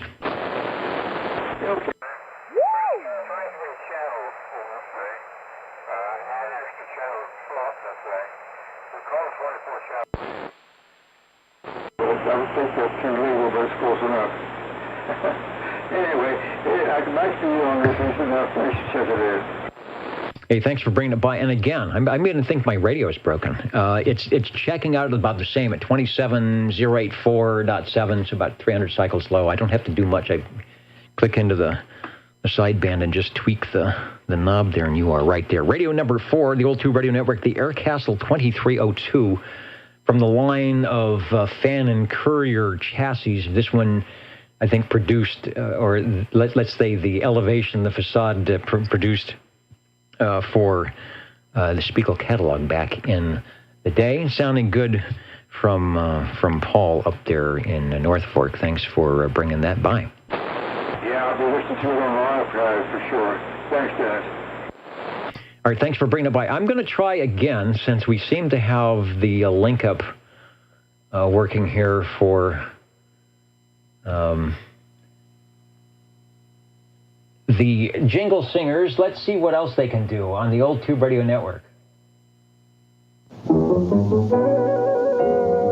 do you do? Ladies and gentlemen, greetings to you. Wherever you are, your favorite slot on the dial by far is known to you as OTR, the Old Tube Radio Network. the station for you is OTR. The Old Tube Radio Network. Richard, I see your post. Rain the last couple of days. That's up in Washington. The local lookout towers where he's at in the National Forest south of here use a non-forestry VHF frequency between 6 towers. The actual lookout on top is called a cab. All right. That's where I was. I was the Buck Rock cab. Pretty cool. And like I said, some great elevation and good radio DX, but as Mike was saying, that was 25 years ago. It's really hard to get up there now, and with the COVID thing, everything is sort of shut down. What else are we doing? The Old Tube Radio Network, still time for your radio check-ins tonight, and we will be listening for that here on OTR. 77. And 77, I hear you. Let me go back to you. It's a bit of oscillation, but I think you knew that. Give the radio a shot there. Yeah, I had some feedback through the other radio. I heard the Turner Plus 3 on that last radio, so I plugged a Turner Plus 3 into a Cam 88. I don't know what it sounds like. I didn't listen to it. I didn't check it. I just turned it on, and here I am. All right. Let me go to the Rolodex here. And what we're flipping through to the C's for Cobra and the Cam 88. I always have problems finding this image, but I will do my best to pop it in here as you give us a new transmission to see if I can get a picture of this guy. Okay. I don't know if I got the mic gain right, or I don't know. I'm about 5 or 6 inches from it anyway. But, I really didn't give the old girl even a chance to warm up. Just fired it up, plugged the Turner Plus 3 into it, and here we are. So, there you go. Hey, there we go. It looks like 15 over S9, coming up to about 20 over on the modulation. All right, here's the picture. It's a stack. It is a stack O Cobra. So why? I know why we have the stack. It is, and we'll ask you about yours. Cam 88. One of them has a modulation light only between the speaker and the S meter. The other one has a modulation light and some switch that looks like it says off. Other than that, they appear to be fairly similar. Over. Yeah, a couple of weeks ago, the guys on the stream from back east said they used to call the 88 the bus. The old workhorse. They called it the bus because the big speaker in the front of it looks like the front grill of the old school buses. or maybe even the old Greyhounds. I don't know. That'd be back in the 60s, I guess. Yeah, that switch is a Dynaboost, so it's on right now, 1, 2, 3, 4. And now the Dynaboost is off, 4, 5, 6, 7, 8. I guess that's if you want to talk just a mile or two down the road. But if you want to get out there and touch somebody, you want to fire that Dynaboost up there. Go ahead. Oh, yeah, the Dynaboost doing its thing. Pipped on the Orban loudness meter. And the general loudness does go down. The intelligibility is fine. Still hear you just fine. Like, of course, with the 15 over S9 signal, probably not. You could probably be 25% modulated and I would hear you. But the radio is set probably for my microphone that is not super duper amplified because you are not overdone at all. But the mic is doing good. I think we've got some fans of that Turner microphone listening in, and certainly some fans of that radio. Back to you for transmission. Yeah, I never plugged the plus 3 into this one, so I'll be curious. I'll go back and listen to the stream there and check out the Orban. But yeah, it's got the old modulation light doing this blinky, and I noticed, yeah, it's got a good forward swing on it. So hey, I'll keep running it as long as it'll keep going. As they say, it takes a licking and keeps on doing something. It sounds great. I know that radio's got some good fidelity. If you ever plunk it into the audio board, you will probably have some great high fidelity, but right now it's doing nice and sounding good on the old Tube Radio Network, doing what we like best, glowing in the dark. Radio number 5 is the Cobra Cam 88. Oh, you know what? Since I'm set up in that mode, take a transmission. We'll see how the crystal's doing here. All righty. Harvey had to square the crystals away on it. A couple of them had gotten to a point where they just weren't too happy, so I know Harvey got in there and squared some of those things away for me. But yeah, it's kind of cool. Let it sound like it probably did in its era with a Turner Plus 3 on it. I'm sure quite a few guys out there in those days ran these with Plus 3s. I like the sound of it with the D104, but as we know, you can put a Heil or an Electro voice in front of it, and wow, it'll pass everything you throw at it.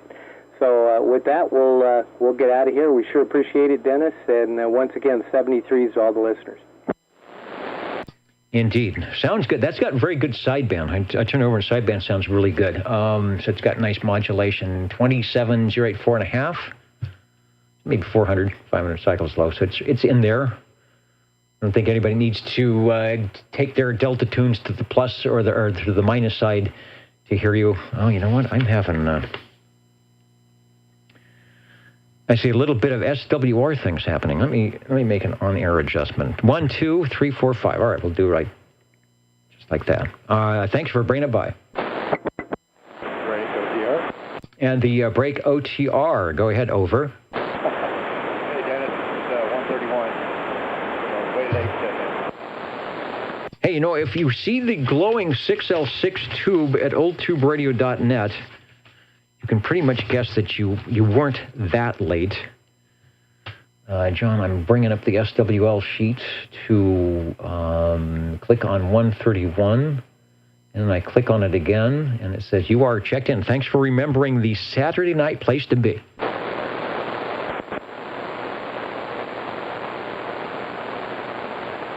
And I'm so enthused about the jingle singers that I'm going to make them earn their keep here tonight. So we're going to try one more time to see if they're actually really there.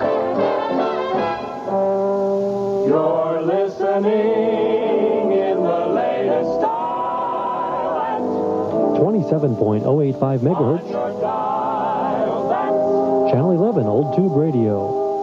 in wonderful Fresno, California. I love it. Wonderful. I guess of all the places to be wonderful, Fresno, California can be one of them. I see there's a request. I will have to send a little note over to Studio B to see if we had a recording of the, and I'll say it right this time, of the Espresso Trucking Company with their famous hit, which we actually, I guess, debuted here in the Old Tube Radio Network. And then they're saying, oh, they might actually be here live because they're done with, they're done. They're very done with their opening CD sale thing out there in San Bernardino. So we will see. We'll see what happens. Coming up here to the last 10 minutes or so of the Old Tube Radio Network, and we are listening for your radios glowing in the dark. Over.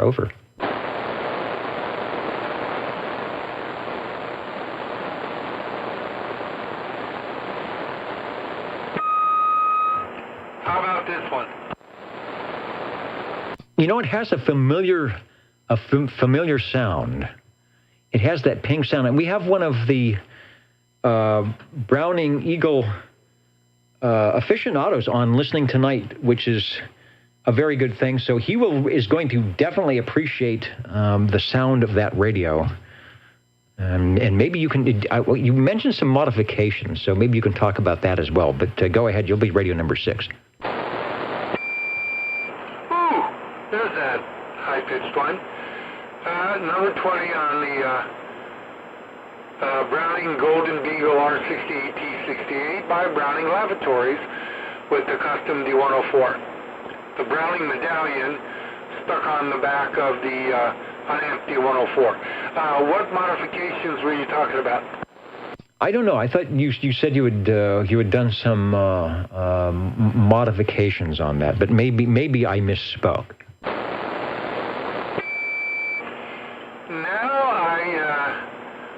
Just had what was it? I had to replace the element in the D104 after I don't know how many years. I forgot to take it out of the radio room during the 110-degree temperature, and it finally went out there.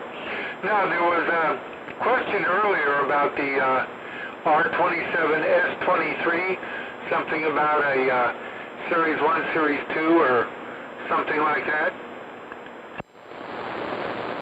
Well, I'm trying to think. We actually had a true question about that. We did note some of the differences in the, I guess, the neon modulation meter and some other things.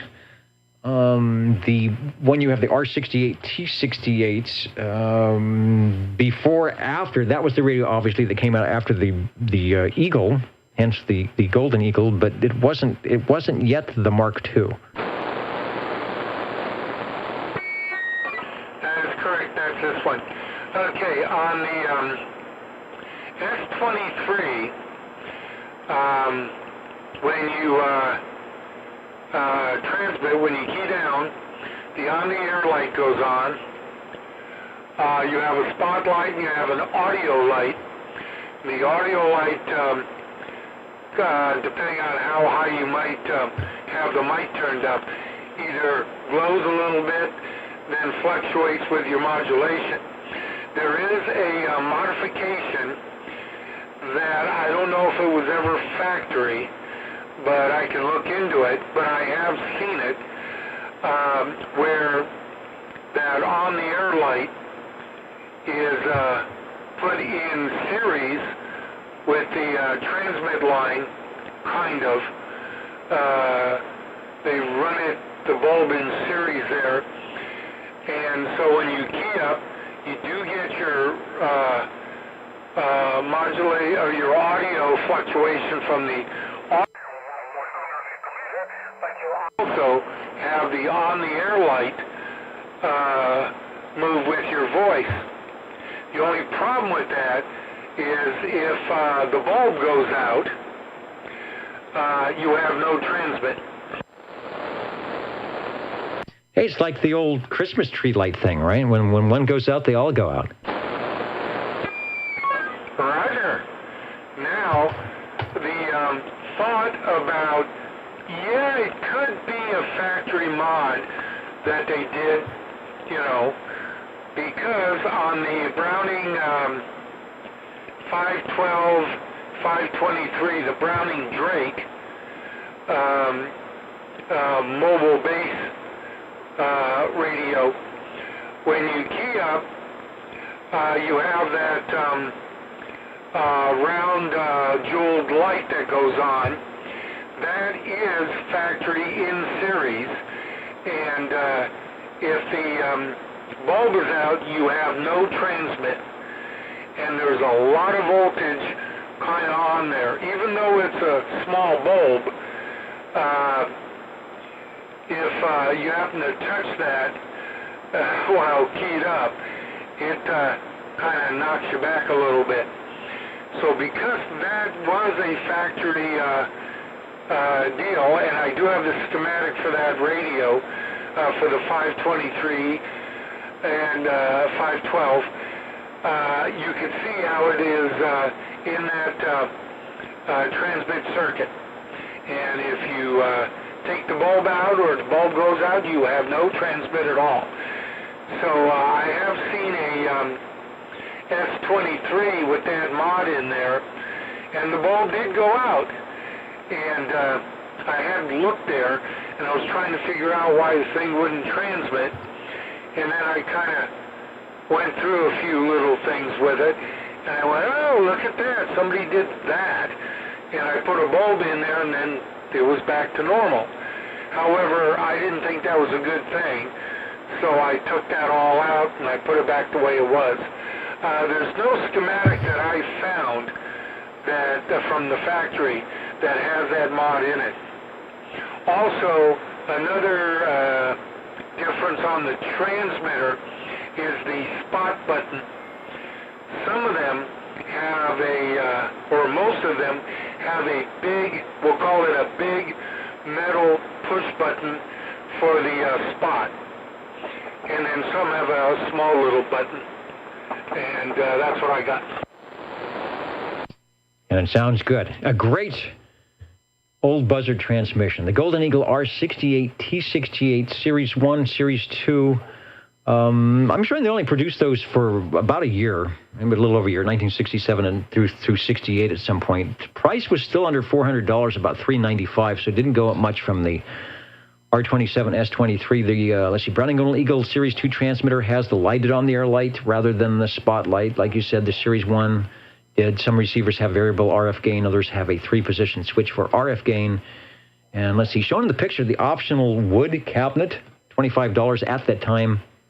And then there was a, oh, and I'm sorry, we're showing the speaker, but there was an optional wood cabinet. I don't know if you had to take the covers off and stuff the things in that cabinet, or if they went right over the radio. Although with convection cooling, seems like you'd have to be careful of not overheating the radio at all.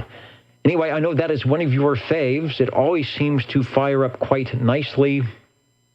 So it must like you, and you must like it.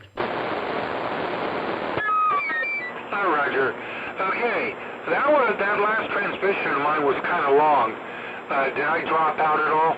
No, absolutely not. I was praising you in your skilled and having the right YAM transmitter to do it, to taking what they call on 75 meters a true old Buzzard transmission in the true YAM style. Over. Oh, Roger. Okay. Anyway, I just had a knock on the door here, so I've got to go in. So anyway, that'll be my radio for tonight, and then I will catch you guys next week. All right, thanks for bringing the radio by. And see, in 2020, when you're on the air, a knock on the door isn't necessarily a bad thing. But when that radio was first out, in 1966 or 67, typically when you had the knock on the door when you were on the air, you would hope that, one, someone wouldn't be showing you a government badge, and when you looked out the window, you wouldn't be seeing a van with bristling full of antennas. Although we will talk about that in future episodes, because I think you did have that knock on the door. Back in the day when there was lots of monitoring stations and the FCC just loved to go around to major metropolitan areas and ask for your $50 or your $100 or something for your antenna being too high, idle chit-chat, non-crystal controlled transmissions over a certain amount of time. They would go by the rule book. Now what? It's okay to talk over 155 miles, right? As long as you do it with your 4-watt output. It is 10 o'clock. I'm going to do some counting and amounting, but there's still room on the radio list if you would like to check in with your radio before we sign out tonight. OTR standing by. Jesus, I'd like to check in a radio, but man, I'm kind of intimidated. I'm going to go run out and make sure my antenna is just like the right height and kind of maybe turn off all the lights. Make sure no van drives up in front of my house. Well, this is the intimidation frequency, but I think you're okay. I don't know if the FCC has given the old Tube Radio Network a pass, but maybe since we always claim that we're trying to recreate the sound of your CB radio back, from the 1960s and 70s, maybe the FCC is saying, yeah, and we will recreate the FCC and how it was back in that day too. So beware of the knock on the door. I think you've got Radio 7 for us. Okay, well, as you're saying that, I'm feeling on the right side of the transmitter of this particular radio that I'm on right now, and I'll talk about that in a moment. But I'm feeling on the right-hand side of the transmitter, and realizing I don't have any sort of a license card put in the little indentation area that's supposed to hold something. I don't remember exactly what it is. A station license, operator license. It was something that was needed much before I became involved in this. Yeah, I don't want to misspeak and give out bad information, but I'm not even sure there is a required station license anymore. Okay, well, I guess I feel slightly better. In check-in, my Browning, ARC-27S23, unlicensed. I feel rebellious saying that. It's an unlicensed radio in the Radio Shack. It's a fun radio. I've been playing with its knobs, which there are quite a few of. 1, 2, 3, 4, 5, 6, 7, 8, 9. 9 different knobs on this guy.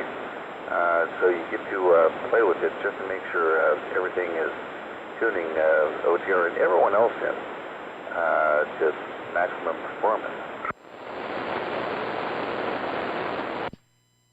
Yeah, it was great. The first radio that checked in tonight was the epitome of Class D, the Helicrafter CB1 with a push-to-talk bar and a knob and a crystal somewhere inside the radio. And let's move on to 6 years later, when the manufacturers realized, so much for that idle chit-chat and all that stuff. Here's what we can sell. Here's the radios that are going to sell, and this is what Class D 11 meters has become. And so hence your radio with the 9 knobs. Okay, so I've got a radio here that I should be talking about, but I want to ask about that Helicrafter, because I think I at one point in time I paid quite a bit of attention to that. I know it feels bad. I'm trying to check in a radio. I'm more curious about someone else's radio. I think I remember that guy. Did it have a really long? I don't want to ask you more questions about it. Did it have a really, really, really long bar, push to talk, like on the front of the radio? Well, I wouldn't call it a really long bar, but it was enough to press down. Think of the, I don't know if you've ever been to a restaurant where they have the dispenser. They have a dispenser for the utensils, the plastic forks and things. You press down a little lever and the straw comes out kind of thing. It's sort of like that. Okay, no, I know exactly what you're talking about. Kind of like one of those straw dispenser type of things. That's a good analogy, because I remember thinking about that when I was looking at those radios. Oh, that's a great one. Well, I'm sorry. No matter what I press on this radio, or no matter what knobs I turn, straws or plastic utensils are not going to be coming out of the bottom. At least I don't think so. It was owned by at least one other person before me, so Lord knows what's going to happen. But Browning R27 S23, it's a great radio. I just absolutely love it. I think probably the main feature that drew me towards it, or to it, I like glowing things. And it's got just a delightful on-the-air lamp on the transmitter itself. Someone was thinking about this. I don't know, and I'd be very curious as to who kind of designed that thing on there. But I think, unless I'm mistaken, out of all the Browning radios, this one has the largest on-the-air lamp of them all. Maybe you can make a comment about that. What else? It's kind of like a vertically oriented rectangle. Yet the three words on the air are, well, they're, how do I describe this? They're printed vertically with a downward slant towards the right. It's very stylistic. I know that's a really odd comment to make, but it's pretty cool. It's more than pretty cool. It's very cool to look at. Yeah, I switched over to the shot of the live radio, and we have a shot of it transmitting, but it's overexposed, but it's to the right of the S meter, and so it's on beaconing. It just looks like a giant. It's exact color. If for those of us in the Central Valley that at 2 o'clock in the afternoon go outside and we look directly at the sun, we can stare directly at the sun through all the clouds, and the sun is exactly that color. It's that sort of fireball orange, except that you can stare at it because it's beaconing through all this smoke. Don't stare at it too long. That is not a recommendation, but that's what it reminds me of. So yeah, there it is. You're on the air with your R27 S23. $359. Probably not a bad deal.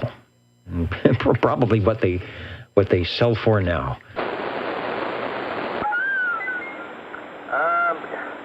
I think I did pay something about that for this particular radio. I had, when I got it, I had a Turner Plus 2 mic on it, which I've commented on that numerous times. I don't care for that microphone. I'm sure the audio quality was probably okay, but just ergonomically, it just didn't work out for me. But the mic I'm using on this guy right now is the original banana-style mic, which is just great. I love this thing. It's I don't know why I think of an old desktop fountain pen. On an old desk, you've got this whatever receptacle for a fountain pen that just kind of lays on there. This thing this is going to be a bizarre adjective for it, but this microphone I'm on, just kind of sitting in space stand, it's just got some nice majesty to it. It's not some stupid little rinky-dink little piece of garbage microphone. I mean, you look at it, and someone designed it well, and it means. I know that's crazy, but that's the way I feel about it.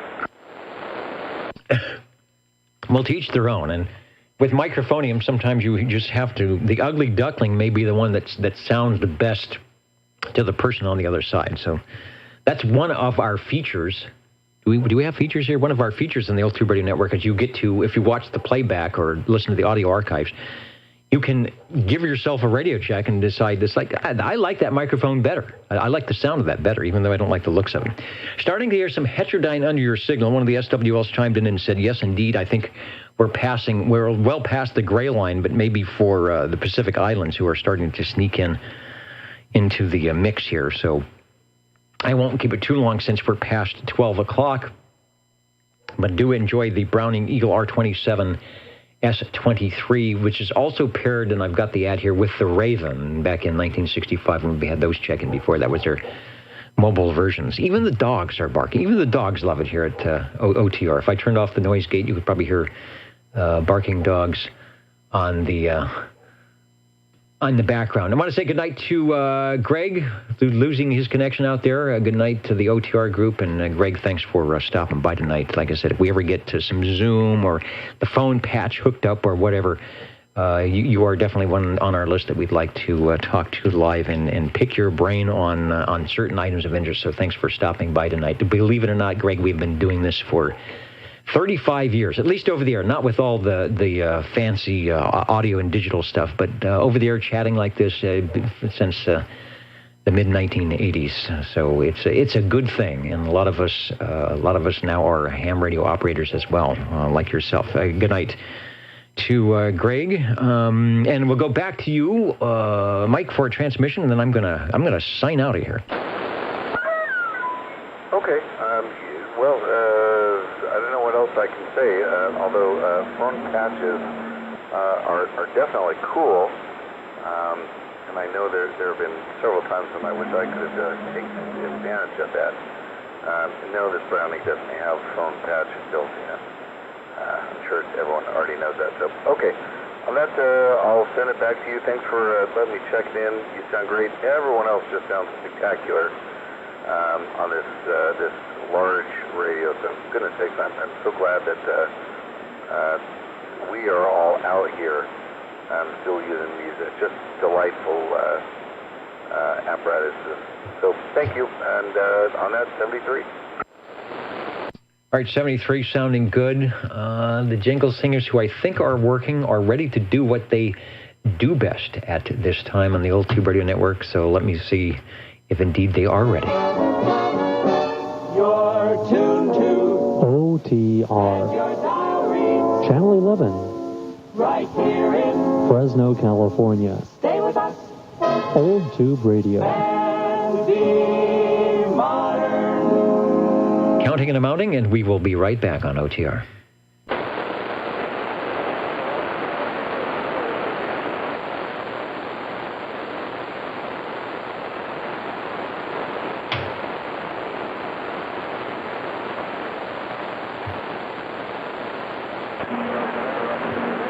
Yeah, definitely sounds like some DX coming in. So let me clear the screen. Let me put what's supposed to be on there. There we go. Any other stations wanting to get in before we sign out? Number 7 checking in. Hey, perfect timing. Perfect timing. The SWL, the big board, the tote board, as they used to say at Channel 18. And we will get you checked in over. Hope all went well at the gathering. It was a fun night for all, except for the fact that I just gave my money away. So, oh well. It's the way it goes sometimes. All right. Sometimes you win a few and you lose a few. All right. Thanks for checking in. And Keith, Sierra Radio out there in Foreland, a quick question. I hope we have an answer. Go ahead. Oh, how does the guy get an SWL? Now, you know what? I'm going to re-up. I have like this big sheet of things, and in 8 weeks, I can reissue some numbers of people that are not checking in. So I'm going to make a note that when I redo the list next week, you are going to, Keith, you will show up somewhere. So be listening. I don't know what's going to be available just yet, because there's sort of finite amounts of things, or else we'd be spending hours checking people in, which wouldn't be a bad thing. So, yeah, I'll make a note, and we might have some, we should have some openings on the list and get you on the, we call it the digital side, but as we always say, you don't need to have a number to get on there. Don't have to have a radio. No secret handshakes. You have to wear funny hats. The Old Tube Radio Network is open to everyone. But since you asked, tune into this station next week, and we will have you somewhere on the list of lists. Now, what was I going to do? Oh, I'm going to read out the radios, and then we had a request, and believe it or not, it looks like a raggedy I don't know if that's a Pinto station wagon or what it is parked outside the OTR studios, and I see people unloading things. So maybe we are going to have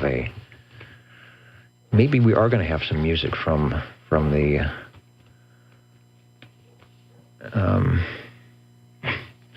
the roadside espresso people, but we will see. I'll chat here for a while, and if they get set up in time, we will do this. And there's 870. 870 in Hawaii saying bye, bye, bye to the Old Tube Radio Network. If 870 was a smart operator, and I know that he is, he would be tuning in right now to oldtuberadio.net and possibly watching the video YouTube and seeing on the replay the great radios that stopped by his favorite channel tonight, Channel 11.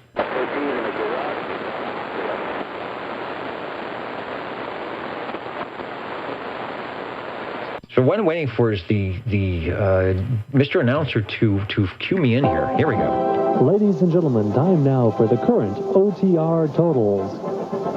And the current and final totals, if I can find the list here, for the 22nd of August, 2020. 7 radios, not bad. We didn't make double digits, but it is just so miserable outside with the smoke and everything else. I appreciate those who actually braved jumping into the radio room or wherever they had to go to check in tonight.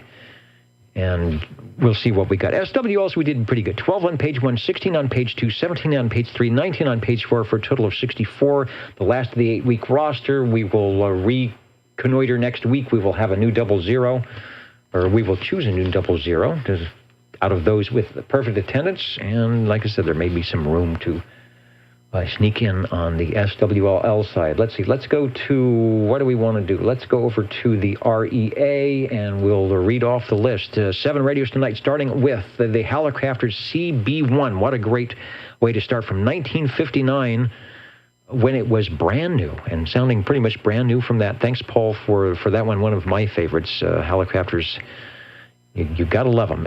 Radio number 2, the Browning Golden Eagle R27 S23. Did I mention who the most heard manufacturer was tonight? It was sort of hands down Browning, I think. There was our first one. Robin T123 from Paul, Radio 3 at 927. That was followed by the Aircastle 2302, also Paul. Working the collection tonight. We appreciate that, Paul, for the extra effort.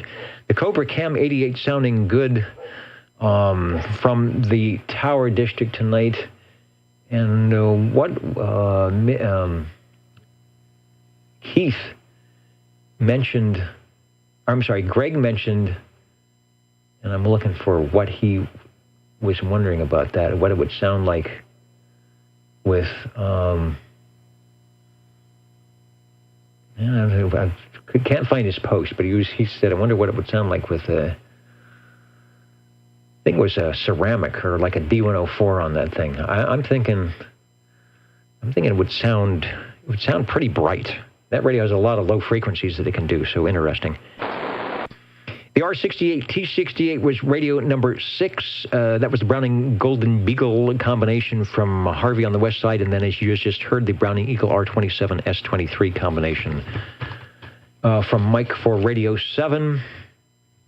Thanks to all our stations listening in tonight and those who participated in putting some radios on the Air Force. This is something we do every Saturday beginning at 8 p.m. Pacific time on this channel, 27085, channel 11. Also beaconing out to YouTube, Universal Media Netweb at oldtuberadio.net, and the YouTube video if it works. If any of this stuff works, at least the radio does, and we know we'll be on the air. So listen for us when conditions are good. Thanks to SearchLawrence.com and Frodex for the Nixie tubes and trying to keep this stuff on the air. And I am looking, it looks like they are, I don't quite have the microphonium set up that I did when they were here for live, but I think we are going to have the special reoccurrence. Is that the right thing? No, it's not the mothers of invention. It is not Frank Zappa. But it is certainly as close as we can get. The Espresso Trucking Company back in Fresno for a reprise of their famous record, CD, whatever you want to call it, debuted here just weeks ago. The sounds of DX. Good night, everybody, and we will catch you next time on the Old Tube Radio Network. Hello, DX, my old friend. I've come to shoot Skip once again. Because my linear softly tweaking pinned your meter while I was speaking. And the audio that punched through your RF gain is not to blame. It's just the sounds of DX. In restless dreams I talked alone, when no DX could reach my zone. Neath the halo of an old tube am, I keep my mic down like a DX jam. When my eyes were stabbed by the flash of my on-air light, it lit the night and filled my ears with DX. And in the distant night I heard an eagle sting and a Q-bird. People talking without breaking. People talking about nothing. People keying old tube rigs that crackle through the air without a care. And fill the waves with DX. I said, bros, you do not know how to work an oscilloscope. Watch my TikToks that I might teach you. Swing your beam so that I might reach you. But my words, like burnt out finals fell. It's just as well. Echoed in the walls of my shack. The operators bowed and prayed to the noise toys they had made. And the scope flashed out its warning in the waves that it was forming. Net control said the words of the text are written in the photo facts and CB tricks, and whisper in the sound of DX. Great, OTR. Good night, everybody. Catch you next week on the Old Tube Radio Network. Good night, Dennis. Thank you. Thank you, Dennis, and of course to Bozo Control.